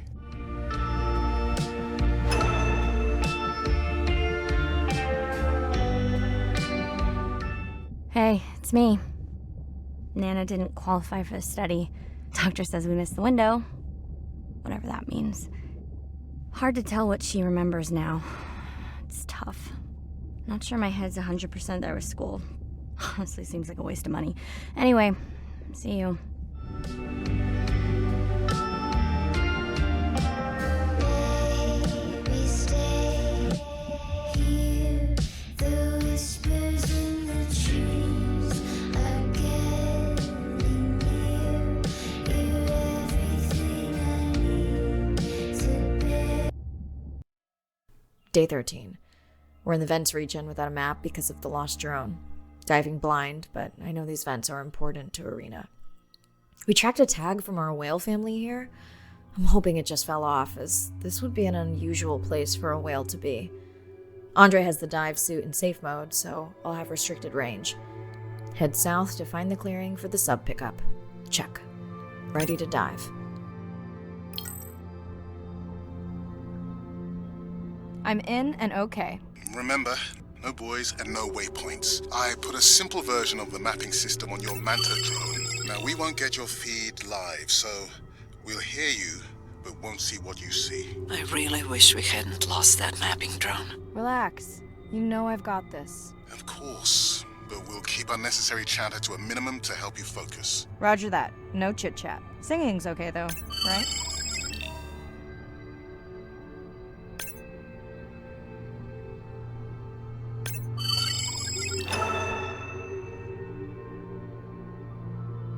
Arena, how will I know the difference again between a dormant vent and a live vent? Well, the live vents would have 400-degree water streaming out, so that's one way.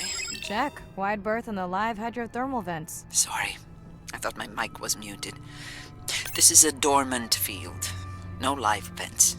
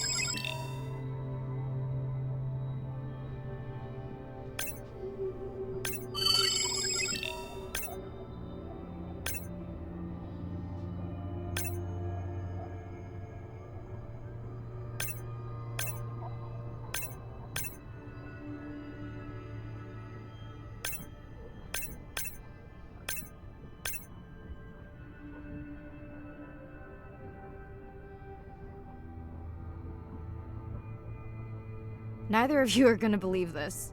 I think I found the mapping drone. Really? No way. Can you scan it to make sure? Scan confirms.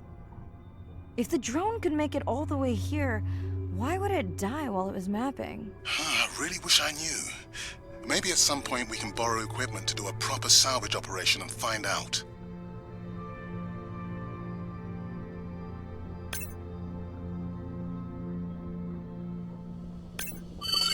Okay, this dive just keeps getting stranger. How hot did you say that water typically is in a live vent? Is that a joke? No joke. Well, we're down one drone, but discovered an unmapped vent system. Mirai, this is great. I truly believe that these systems are the key to understanding the origins of life.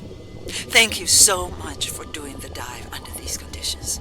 Actually, that might be the answer. What? To why the drone died. We were talking about the origins of life. My mind won't stop if it can't fit all the pieces together. The mapping drone may have cruised too close to the vent. It's got more delicate equipment on its underside that are not rated for anything close to that temperature. You sound almost pleased. Well, it's better to know the flaws so you can fix them.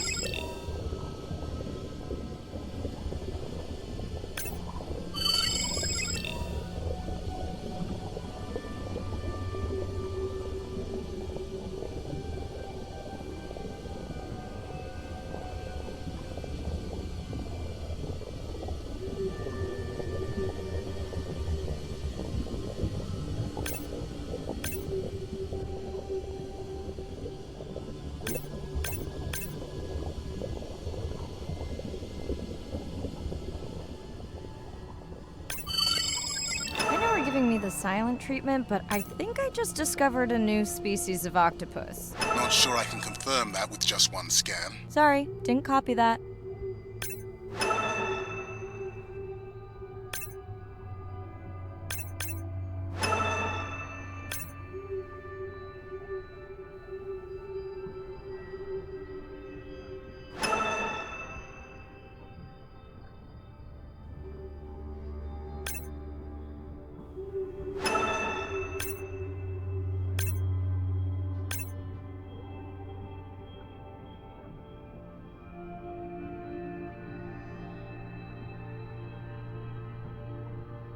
Irina, did you expect volcanic activity here? Describe, please. Red, glowing. Need more? Mirai, I would give that a very wide berth. Like maybe from your sub.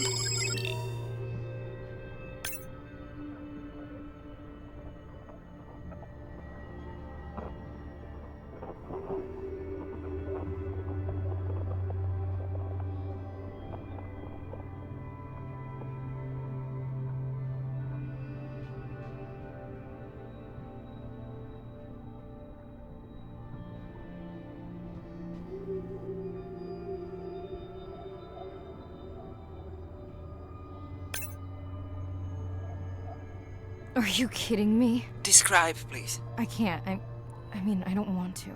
Mirai, you're making me uneasy. Seriously, we'll look at it together when I'm done with the dive.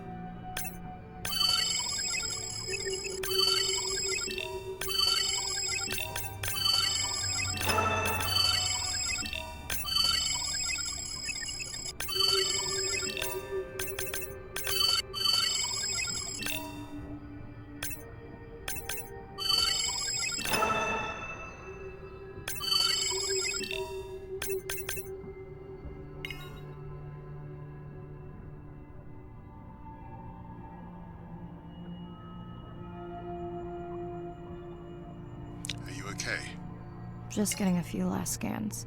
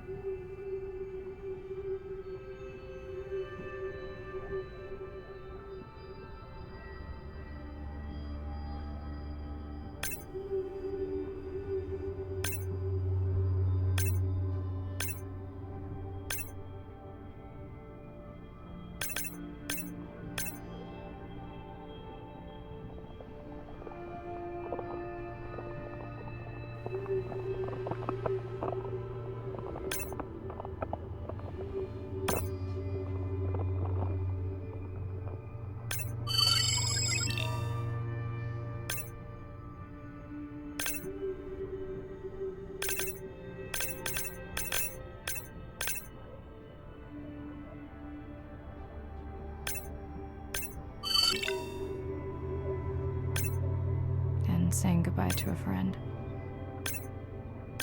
Can you send the sub?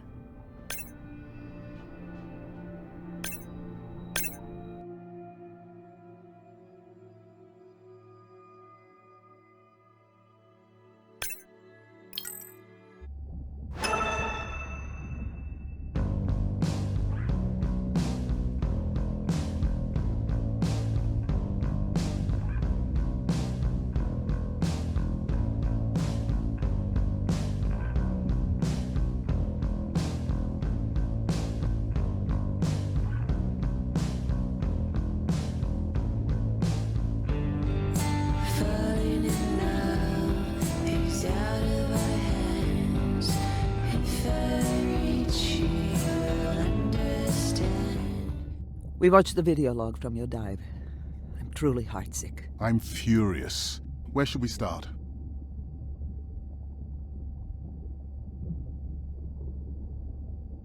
The destroyed vent. I couldn't believe how badly the seabed was chewed up. Vents that might have had a fossil record dating back over 1 billion years. And microbial life that doesn't exist anywhere else on the planet. Who knows what cures we've lost. Your drone's a fallen hero, Andre. I think it spooked the miners before they did more damage. Because they happen to be mining where we send the drone to map. Anywhere else, and they might still be active. Who gets the satisfaction of turning them in? We were debating that before you came on.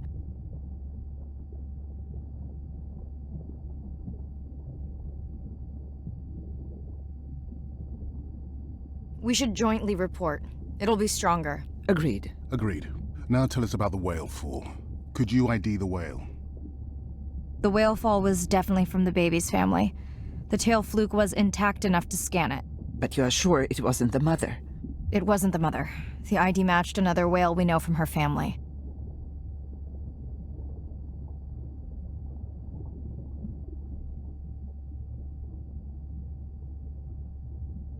But it was an older whale, so more vulnerable. Do you think there's any connection to the miners? They did plenty of damage, but I don't think the whale fall is on them. I can pull out anything from the scan log that might be worth investigating. Already have. Can you turn these into dive objectives? Right. Catch you in a bit. I can reach you or teach you to swim. A piece of driftwood, your new best friend. Keep you dry until you fall in. If I fade, I'll always be your friend.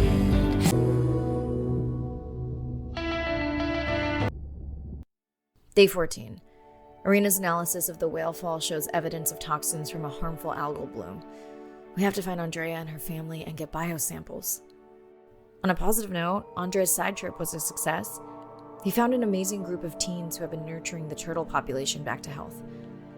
Running out of dive time, especially if I go home early. Ready to dive. I'm in and okay.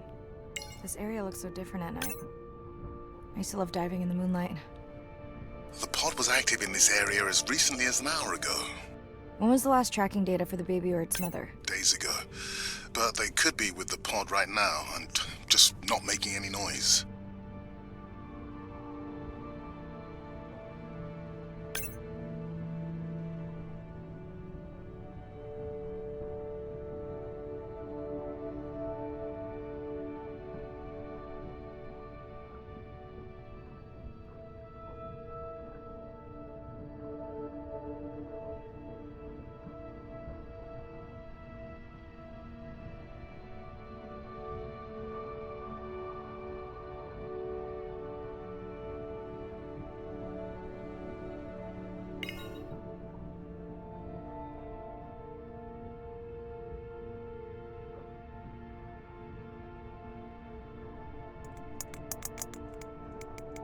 There you go, first waypoint. They'll load automatically from here on in.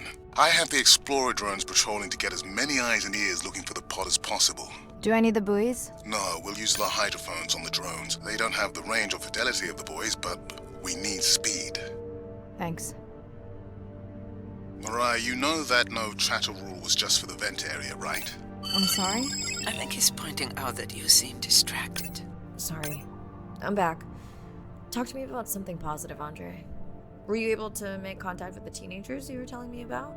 They've been helping the leatherback turtle population rebound here in the region. They've developed a nest cooling technology to help the baby turtles. They've also built their own tracking drones. Teens with tech. Sounds like you've inspired some citizen scientists, Andre.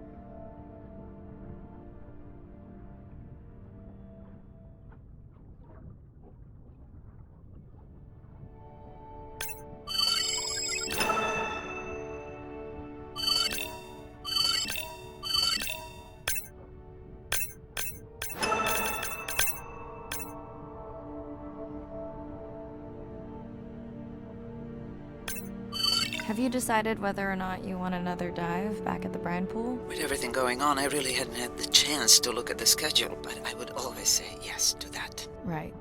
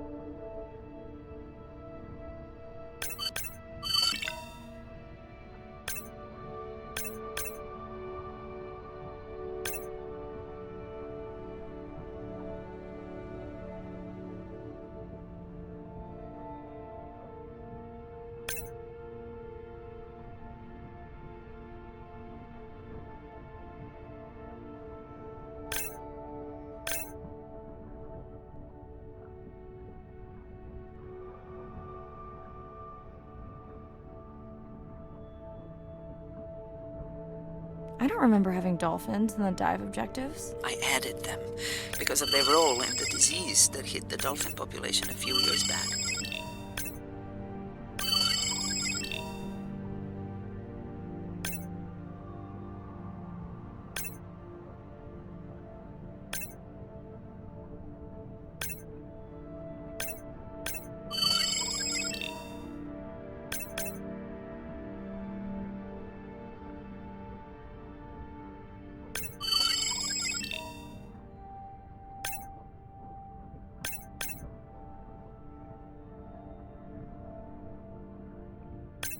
Done.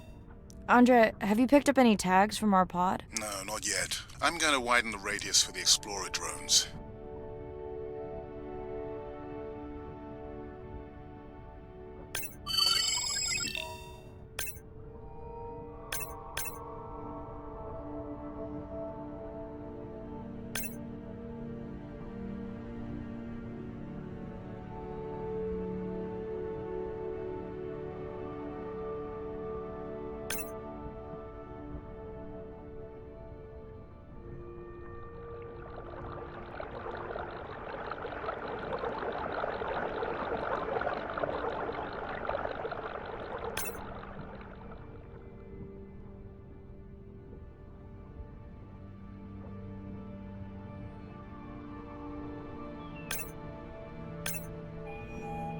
I'm near the waypoint and can hear a humpback singing, but I don't see it. I think I'm losing it. It's gotta be close. I feel like it's singing right in my ear. Try a scan visor. That's totally weird. I see a scan dot, but nothing's there. I think the humpback is invisible. Sorry, I'm afraid I'm the invisible whale. I'm definitely losing it. I thought you just said you're an invisible whale. Well, not me. The humpback song I generated. You're at a playback station. It's pretty small on the buoy line, but in the dark you probably can't see the line. Well, it must be pretty authentic. At least enough to convince your drone. Mirai, have you heard back from Ren yet? No. Is Ren okay? Rai, are you there? I'm not sure. Pardon? I meant about Ren. I don't know. We had a fight right before I left the sub. Do you want to call her now? I can patch you through. Seriously? Here? Well, I have to watch your video feed for safety, but I can mute your audio track for privacy. Wow, I've never talked to her while I was diving. No, I'll wait for the sub.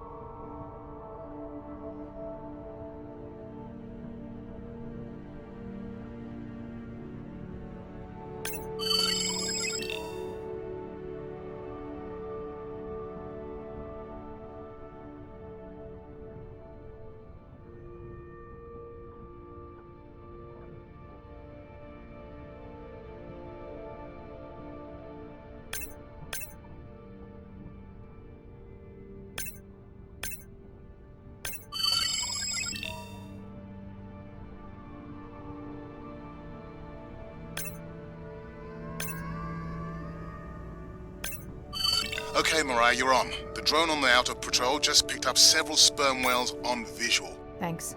No sound alerts at all. They're being awfully quiet.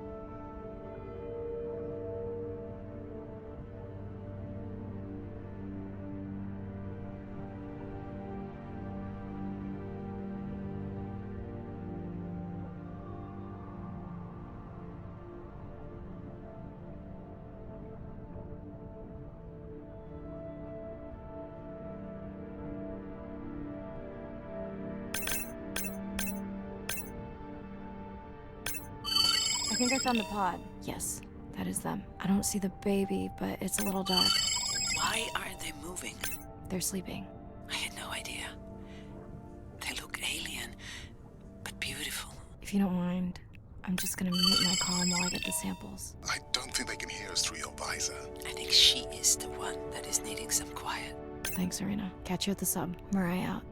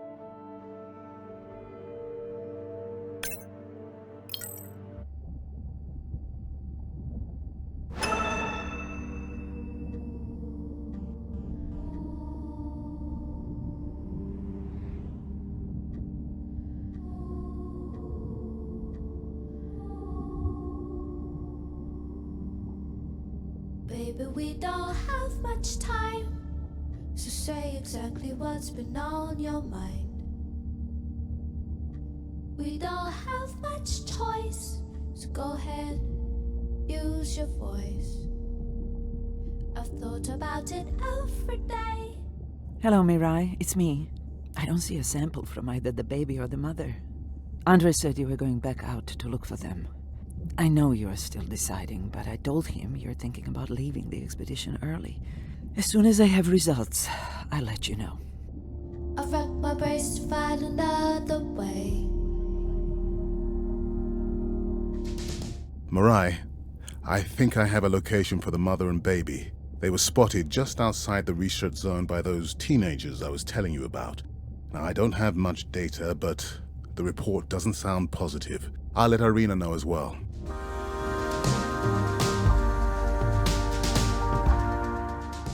Hello?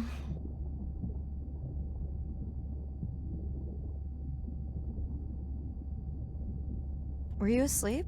It's the middle of the day. Why does that matter?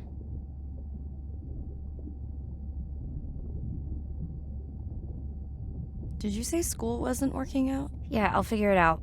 Listen, I'm exhausted. I'll catch you later, okay? Bren, please don't hang up. Bren? Okay.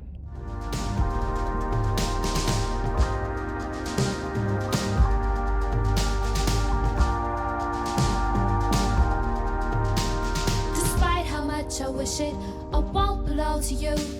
'Cause no one in this world would ever vouch for us two. Same night, last dive. We're near the coastal area where Andrea and her mother were last spotted. Suit checked and rechecked. Can't risk any exposure in case the bloom hasn't completely resolved. Hard to swim after absorbing neurotoxin. Seriously. Diving now. I'm in. Marai, are you sure you want to do this dive? I'm okay. And you're sure you want to record in our streaming format? Yes. Ready? Recording now. Tonight we're recording from the open ocean in the Western Pacific. For those of you who are returning, we're trying to get an updated status on the mother and baby sperm whale that we've been following on our stream. We're recording tonight's stream because we have reports that the mother whale is distressed, and we don't want to surprise viewers if these reports are true. After discovering a whale fall in our research zone, we suspected that the whales may have been exposed to a toxin or pathogen, and are currently investigating. Samples from several females in the pod tested positive for a toxin that we believe resulted from exposure to a harmful algal bloom near the coastal area just outside our research zone.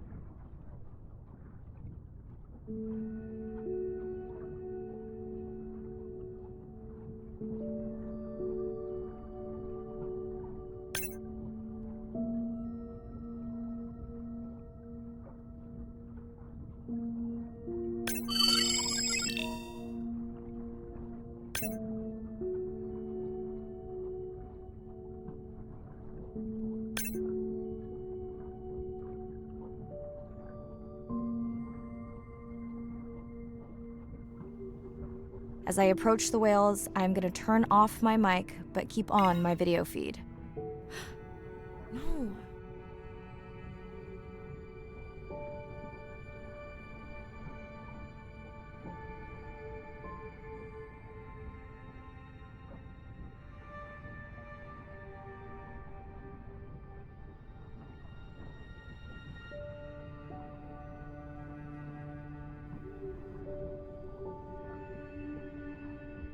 The whales that we tested showed low level of this toxin, so we do not believe they will suffer from long-term effects.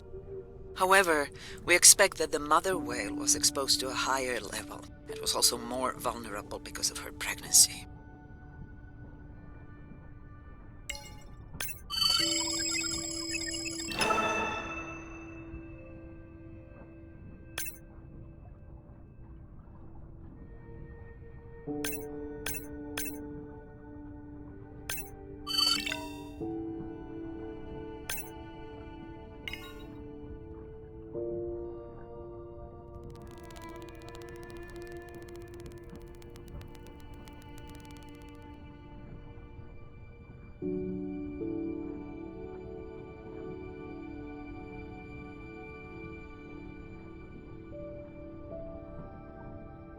Andre, those orcas sure look like they are threatening the baby whale.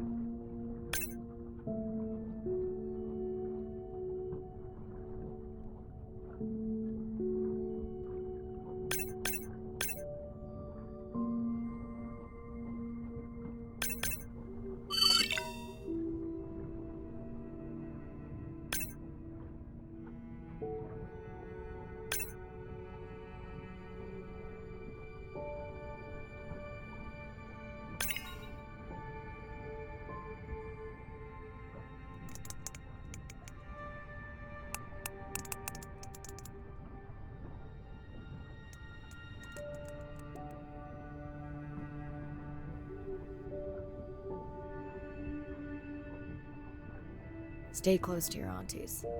They know the way.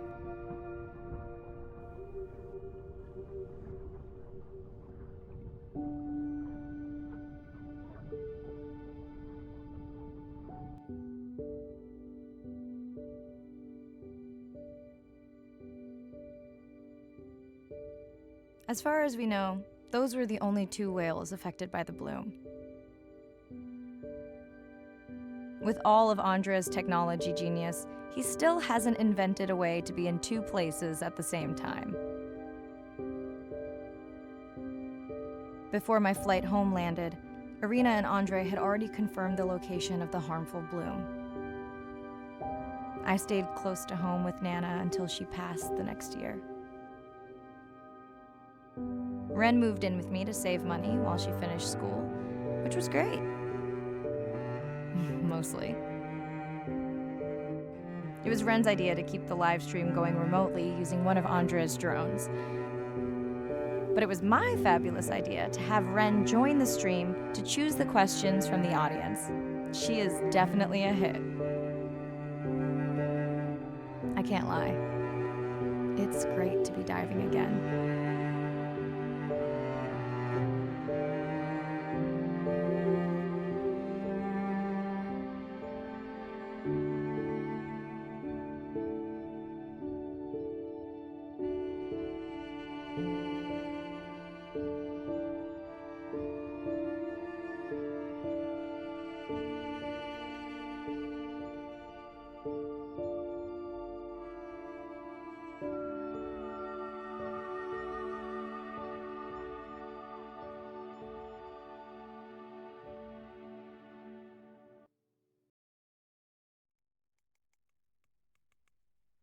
While I was away, the baby became an auntie.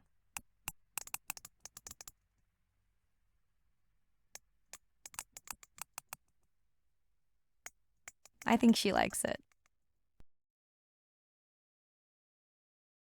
She still buzzes me when I play my coda sounds, so that is still a mystery. But I swear, we understand each other completely.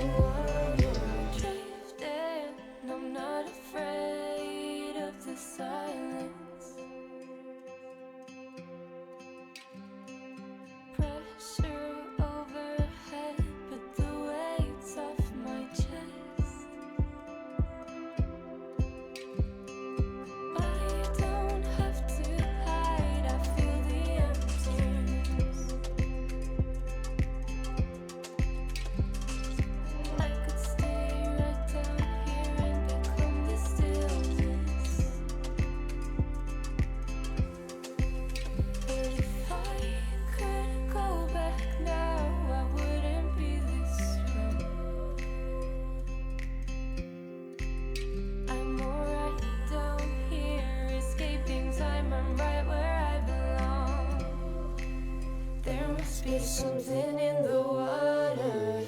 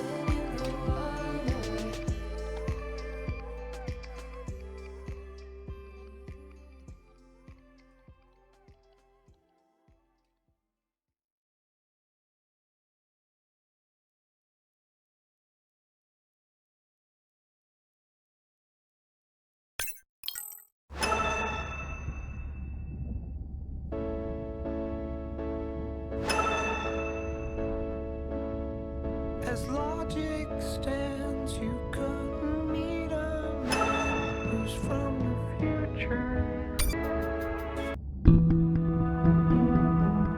My family used to go to the beach every summer. For me, that was my favorite thing to do all year long, hearing the seagulls, the sound of the ocean pounding on the beach. For me, that was just grounding and relaxing and fascinating all at the same time. The physicality of the ocean is one of the things that, as a kid, attracted me the most. That thrill of just having that ocean energy push me along. You could just ride all day. There was no lift tickets, there was no fees to get into the ocean. When I describe to people what it's like to dive on a coral reef, they're like, oh, I never thought about that. They've never had a shark swim right beside them. Look them in the eye and give them a little fright for a second before they realize that the shark just wonders what I'm doing, just like I wonder what the shark is doing. I started free diving. So when I think of diving, I really think of free diving. Like, this is what whales do, right? Take a big breath of air and they hold that oxygen inside their body. This ability to free dive down to where the scuba divers were, swim around and come back up, was just so free, nothing on, no equipment. I just love that. It made me feel like a fish. When I did my first submersible dive, I realized it wasn't just that I was meant to be out on ships. I was supposed to be in the bottom. I don't think anyone has ever measured endorphins in submarines, but I can tell you they're probably through the roof.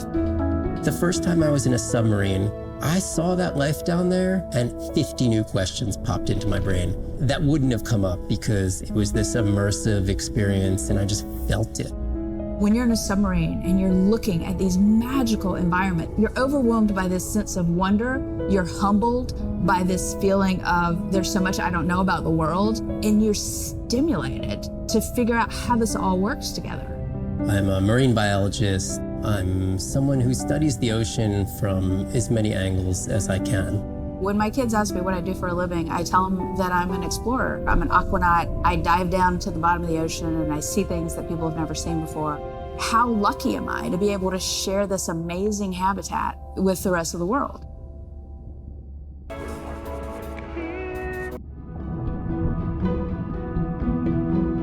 As a child, I had no idea how important the ocean is, that the great majority of life on Earth is in the sea, that the greatest diversity of life is in the sea. My name is Sylvia Earle. I'm a scientist, an oceanographer, an ocean explorer. I've spent years at sea aboard ships and thousands of hours under the sea. I've seen things others have not. If others could see what I've witnessed, they would know how much the ocean has changed, and they would know why caring for the ocean matters to everyone, everywhere. The ocean is Earth's life support system, generating most of the oxygen in the atmosphere, capturing much of the carbon dioxide produced by human actions. The ocean is the planet's living blue heart. Every creature has a story. Every one, whether you're looking at a little crab, or a starfish, or a shark. If people stayed on the shore and never got underwater, how would we ever know that fish, that they have communities, they have faces? Their importance as fellow citizens, as cultures, as amazing creatures that we can learn from. There's a lot of water we now know elsewhere in the solar system and elsewhere in space. But to have a liquid ocean with frozen polar areas, it's taken 4.5 billion years to shape the world in a way that is favorable to humankind. It's taken us about 4.5 decades to significantly unravel systems. No ocean, no life. No ocean, no us.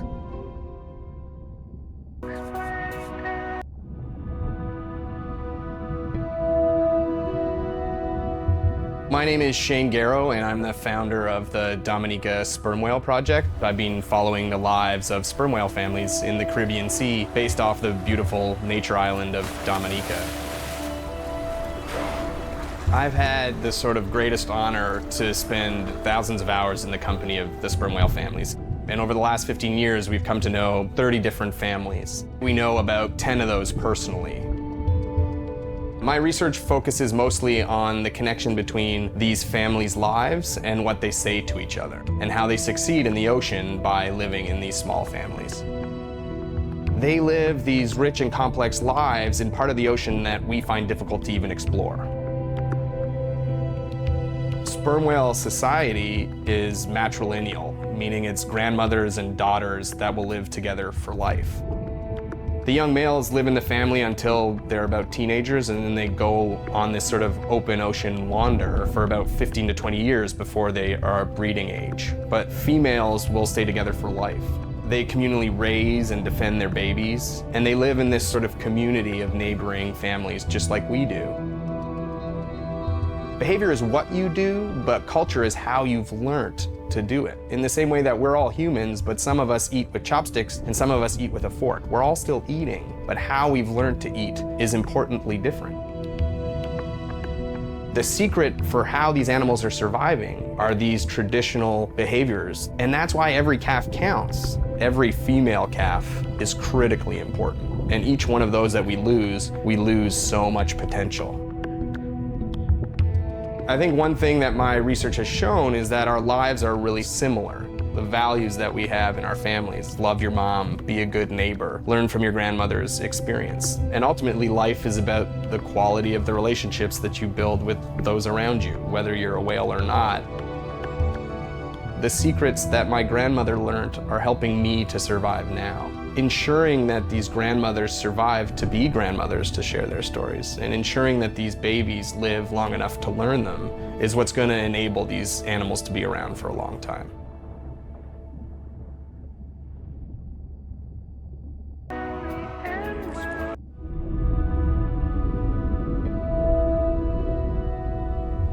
It's a big ocean. You gotta be able to see what's worth spending your time on. When I'm down there in a submarine and I'm seeing all these animals, it's always about which one of these is new, which one of these has not been seen before to science. Why did these animals come here as opposed to there, and where are they going? There are really tangible things that we can do now to start answering some of these questions, but as the technology develops, we can become more and more and more and more sophisticated. Technology is emerging on all fronts. We're using all this side-scan sonar and hydrophones to map things out. We can use these sound underwater surveillance systems to actually track whales and see them move all around the ocean. There's a new field called environmental DNA, where you just look at the sloughed off cells that are in the water to know who is there. Oh, the whale shark was just here. Can we follow it? And you sniff the trail of the whale shark's DNA. How am I going to understand a shark if I'm thinking like an old world primate? We're totally different. It took me several years to look at the eyes, to look at the hardware, to measure the light, and to build the camera so we could get all these hints into how that shark might be seeing the world. It's like a detective story.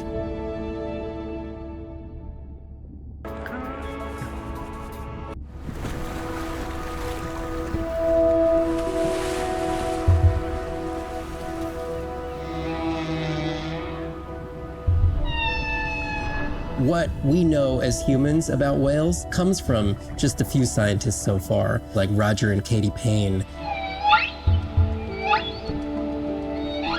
They had background in music, and by kind of mapping out the songs, noticing that if they would look at this almost like a song sheet, every 15 minutes or so there would be a repeat.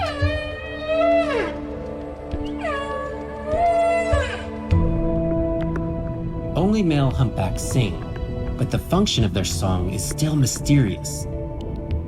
The general belief is that whale songs serve the same purposes that bird songs do, as ways for males to advertise for mates and to challenge rivals. But why they change their songs is still unknown. Taking that information from whales and passing that to us humans was one of the most transformative pieces of narrative to feed the Save the Whale movement and maybe save some whales from extinction. These animals are sharing this world that might have been millions of years going on in their world, and suddenly, for the first time, we, as humans, are tuning in.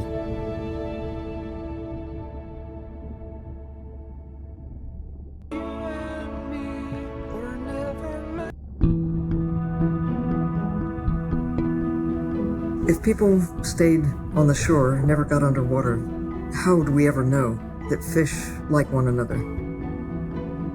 When you see fish interact with other creatures, like the octopus and the grouper, who go fishing together, they communicate in ways that we don't know what they're saying, but they know what they're saying. They've been on the earth for hundreds of millions of years. They've had a long time to figure out these close relationships. Sharks actually might prey on dolphins in a natural setting, but when they are presented with a bait ball, then they work together for this common goal to feed on the fish. We had very large bait balls spread over probably half the size of a football field. We had mobula, we had dolphins, the bait was shifting everywhere, animals were coming in, moving out, just moving so quickly.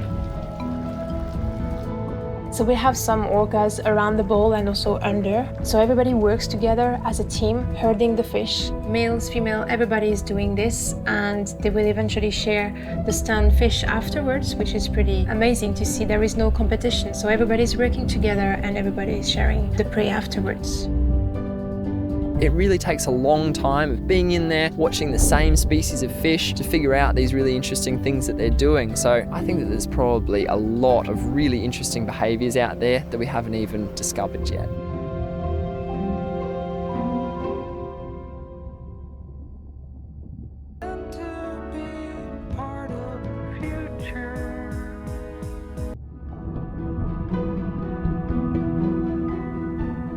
Jellyfish have mechanisms of self-repair. They're constantly getting bitten by turtles and chunks getting taken away. 50% of the jellyfish population are wounded.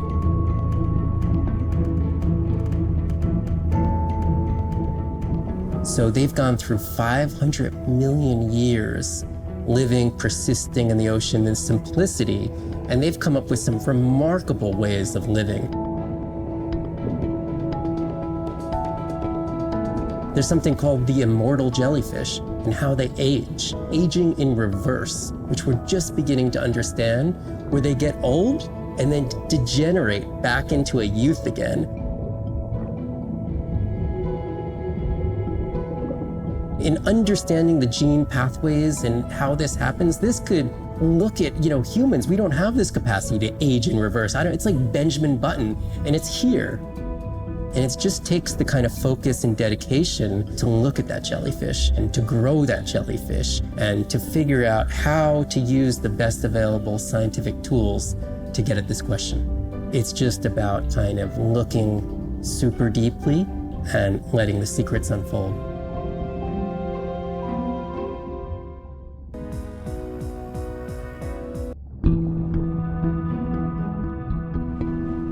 The energy from our star flies through the universe, through our atmosphere, and hits us at the ground. But now, when we go underwater, the ocean properties of water are like pure blue filter. So it's going to filter out all these other wavelengths except blue. As you go down further, it's primarily blue, blue, blue till 700 meters. And at that level, there's still faint photons of sunlight in the blue range, and we call this the twilight zone. And there, animals are still perceiving a tiny little bit of our sun's energy. Below this, it's gone. 24/7 darkness. And it turns out that there's a ton of color vision down in the deep. So it's like they're making enough light down there to be able to be satisfying all the eyes of the deep sea creatures. So it's not this totally dark world down there. It's still light. It's just the animals are making the light rather than the sun. We've designed all this technology to kind of satisfy our visual hardware. As I started looking at other animals, they have totally different hardware. And I've been looking at everything through these silly little primate eyes. We have to overcome our humanness to jump behind the world of a shark or another creature and see the world from their perspective. We found a biofluorescent shark, and it only sees right at the blue-green interface. So it's really just tuned to a very similar spectrum to the environment it lives in. This fluorescence was creating greater contrast for the shark. It's like this endless well of information. We're at the very tip of the iceberg.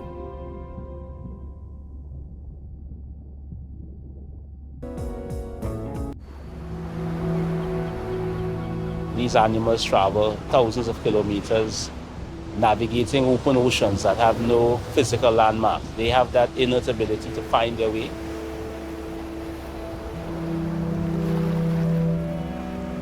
They're only sharing our beach for a short point in time, but they need protection because man has brought an ancient species to near extinction. I got involved at a time when hostilities were very real. People came with guns and machetes to poach a turtle. We would protect these animals at all costs. Because on the high tides, when the tide comes up, this area here will be flooded, right? So when the sea turtle lays her egg, the nest requires a constant temperature. And if we recognize that this nest is in a real bad spot, we choose a spot further inland on the beach that's stable, and then we would evaluate if the eggs were able to hatch because of us moving them. And in both cases, we're always right.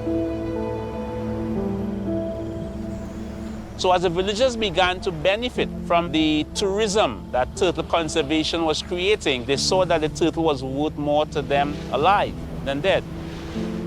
The children really love sea turtles. We educate them, but we involve them. And by so doing, we get them to a level of interest where they want to become actively involved. When we first started this conservation work, we would encounter at the height of the nesting season 30, 40 turtles. Now we encounter over 500. That's significant. Some people argue, well, that's nature. Leave them. Why protect them? But remember, humans have to intervene sometimes to help nature keep existing.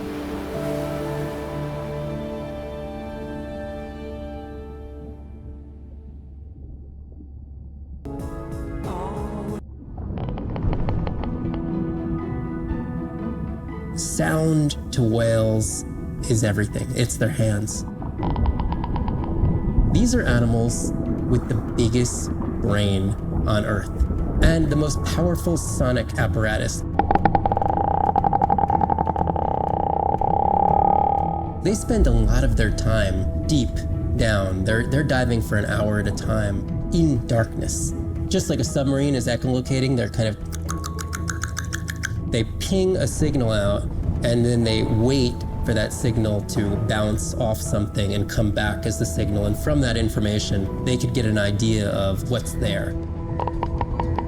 They constantly click, and that click sometimes can be really loud, and you can feel it in your body. It's like going to a DJ and feeling that bass. Once I had an experience with a sperm whale. It clicked, my ears almost like bounced back. It's really an amazing feeling, you know.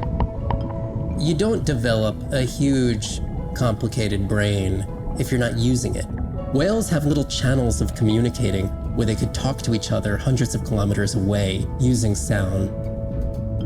Sperm whales make clicks in sort of rhythmic patterns that we call codas. Any family might have 20 to 25 different coda patterns that they use when they're having conversations with each other. And some of them are unique to different places in the world. In the Eastern Caribbean, they make a lot of what we call a 1 + 1 + 3. That sounds kind of like this. And that's only ever been recorded in the Caribbean. And it's been identical for the last 35 years. These are really different ways of life that are being labeled by these coda patterns. In the same way that human language is kind of a shorthand for where you come from. You can make a lot of missteps when traveling simply by speaking incorrectly or introducing yourself differently. Do you hug? Do you shake hands? Do you bow?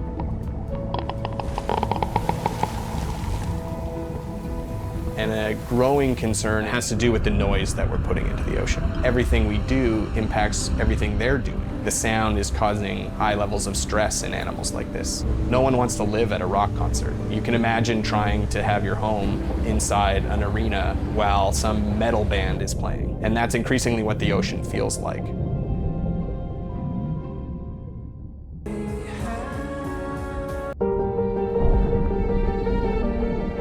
Brine pools are amazing habitat. It's a lake on the bottom of the ocean. And it's this surreal seascape. Chemically, each one of them is unique. These brines undoubtedly contain bacteria, archaea, and viruses that are unknown to science. We know that they're incredibly rich in undescribed life forms. They have the perfect cocktail, the perfect recipe for life. These sites aren't just salty, they can be violent, characterized by eruptions and incredibly unstable conditions. So to live in them, you have to not only be hardy, but you have to be able to endure constantly changing conditions because not one day is the same. The organisms that live there, they undergo a constant biological warfare with each other to dominate the environment, to survive in the system. The biochemicals that they produce to do that biological warfare are applicable to curing diseases like cancer, Alzheimer's. They produce antibiotics and antivirals that can also be used to improve human health. And we drop targets as we go, so we know exactly where we sample. Exploring these habitats is absolutely necessary because the metabolic potential there has the capacity to change the way we think about medicine, to change the way we think about antibiotics, based on our knowledge that we gain from studying these incredible environments in the deep sea.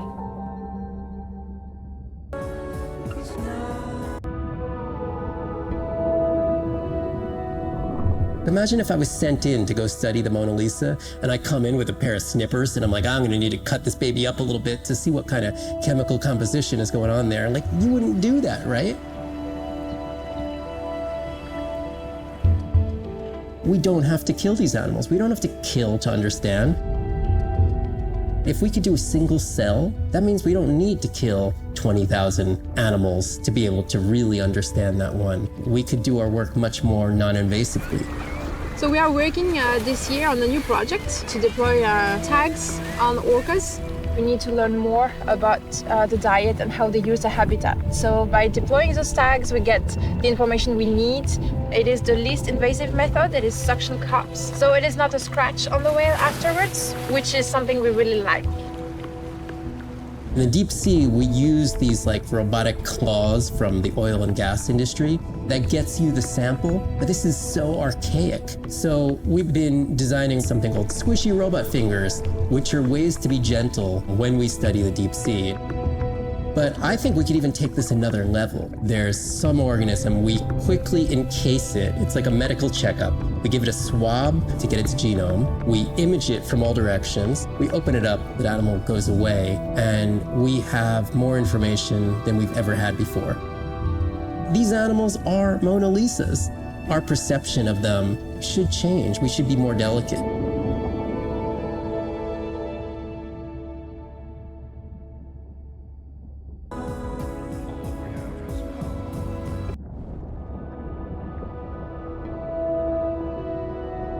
Hydrothermal vents are located on the seabed, often in deep water, but sometimes in shallower water. And they form in areas where new oceanic crust is being formed.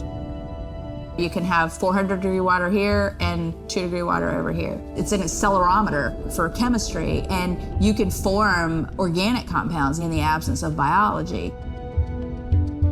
Everybody's interested in vents because of the metals, including humans. But the metals are sort of the nuclei for life.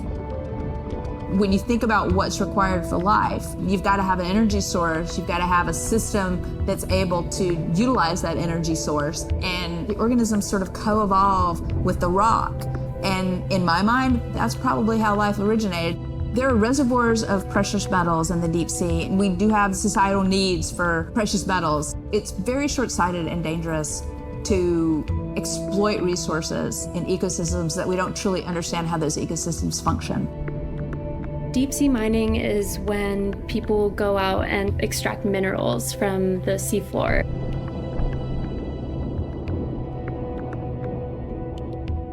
People do this because a lot of the minerals that we have on land are actually being depleted, like copper and zinc, so we're looking to the ocean to get those minerals. We want these minerals for solar panels primarily, and we want them for cell phone boards. It's necessary to advance society and get us off fossil fuels.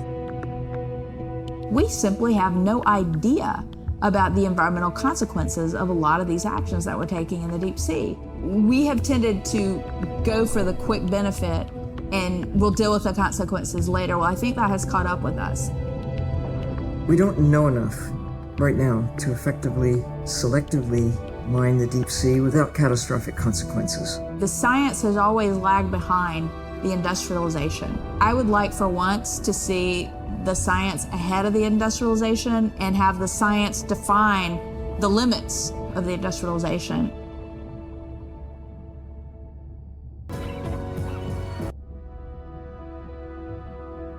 I study things that are beyond their wildest imaginations, and that I see things that are brand new to science and to people and to humanity every day. I'm at home in these kinds of environments. It's funny, I'm more comfortable here than I probably am on the outside. It wasn't just that I was meant to be out on ships. I was supposed to be in the bottom. I was supposed to be in the deep water. I was supposed to be doing those things that nobody had ever done before. It completes who I am. Being a deep sea scientist, it does require sacrifice. I mean, we're away from our families for weeks on end, sometimes months on end.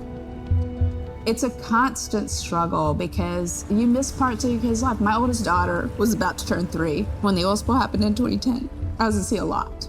So between 27 months and 36 months, I was gone probably more than I was there. When I came home after a 5-week stint in the Gulf, she came running up to me in the airport. She had transitioned from a toddler to a little girl, and the little girl was gone, and there was this other person there. And you don't ever get that back. It was a decision. I was just like, okay, I'm gonna miss transformations, I'm gonna miss really important things. Is it worth it? I had talked to her class about the ocean, and one of her friends said something to her, and she responded, you know, my mommy, she's the ocean doctor. The ocean is sick, and she's trying to make it better. She couldn't even say important. She's like, it's really important. But she understands that it's an important job. Every time before I leave, I say, my most important job on this planet is being your mother. But this is part of me too.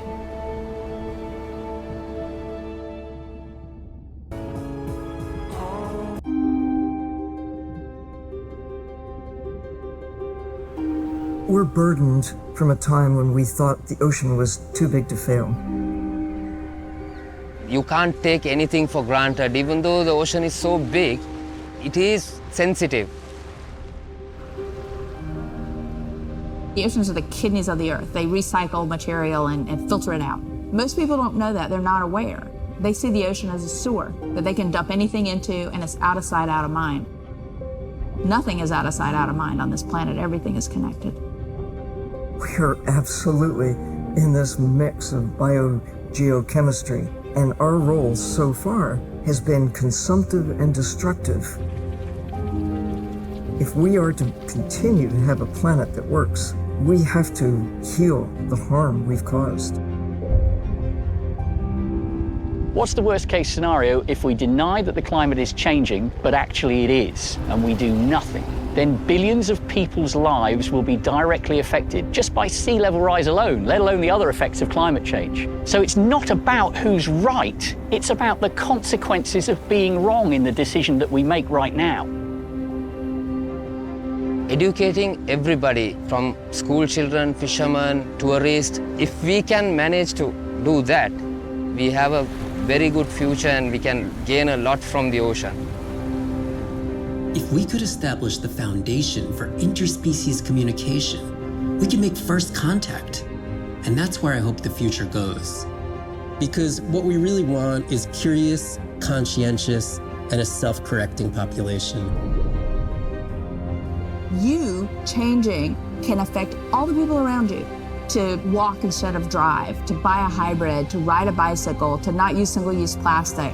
Imagine if everybody did that. The effect would be tremendous. We do have the power of choice about what we eat, what we wear, how we travel. All the things that we do in an everyday way, times 7 billion, will make all the difference in the world. We must protect the ocean as if our lives depend on it, because they do.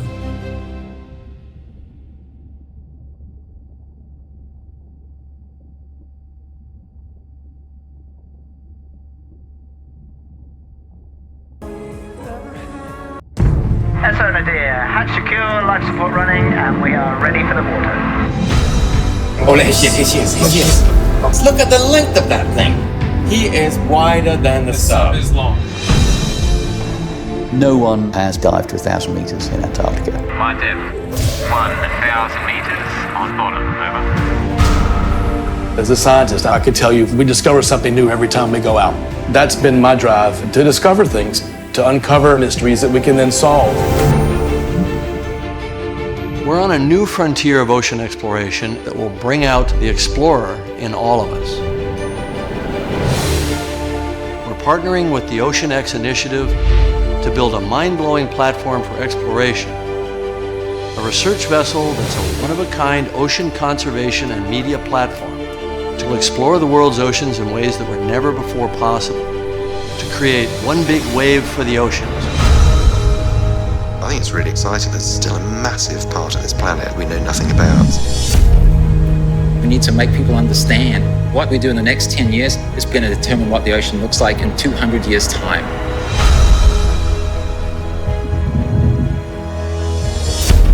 Audiences glued to Blue Planet 2 have been starkly reminded of the problems of plastics pollution. 50 years ago, Jacques Cousteau and the Calypso managed to capture our imagination.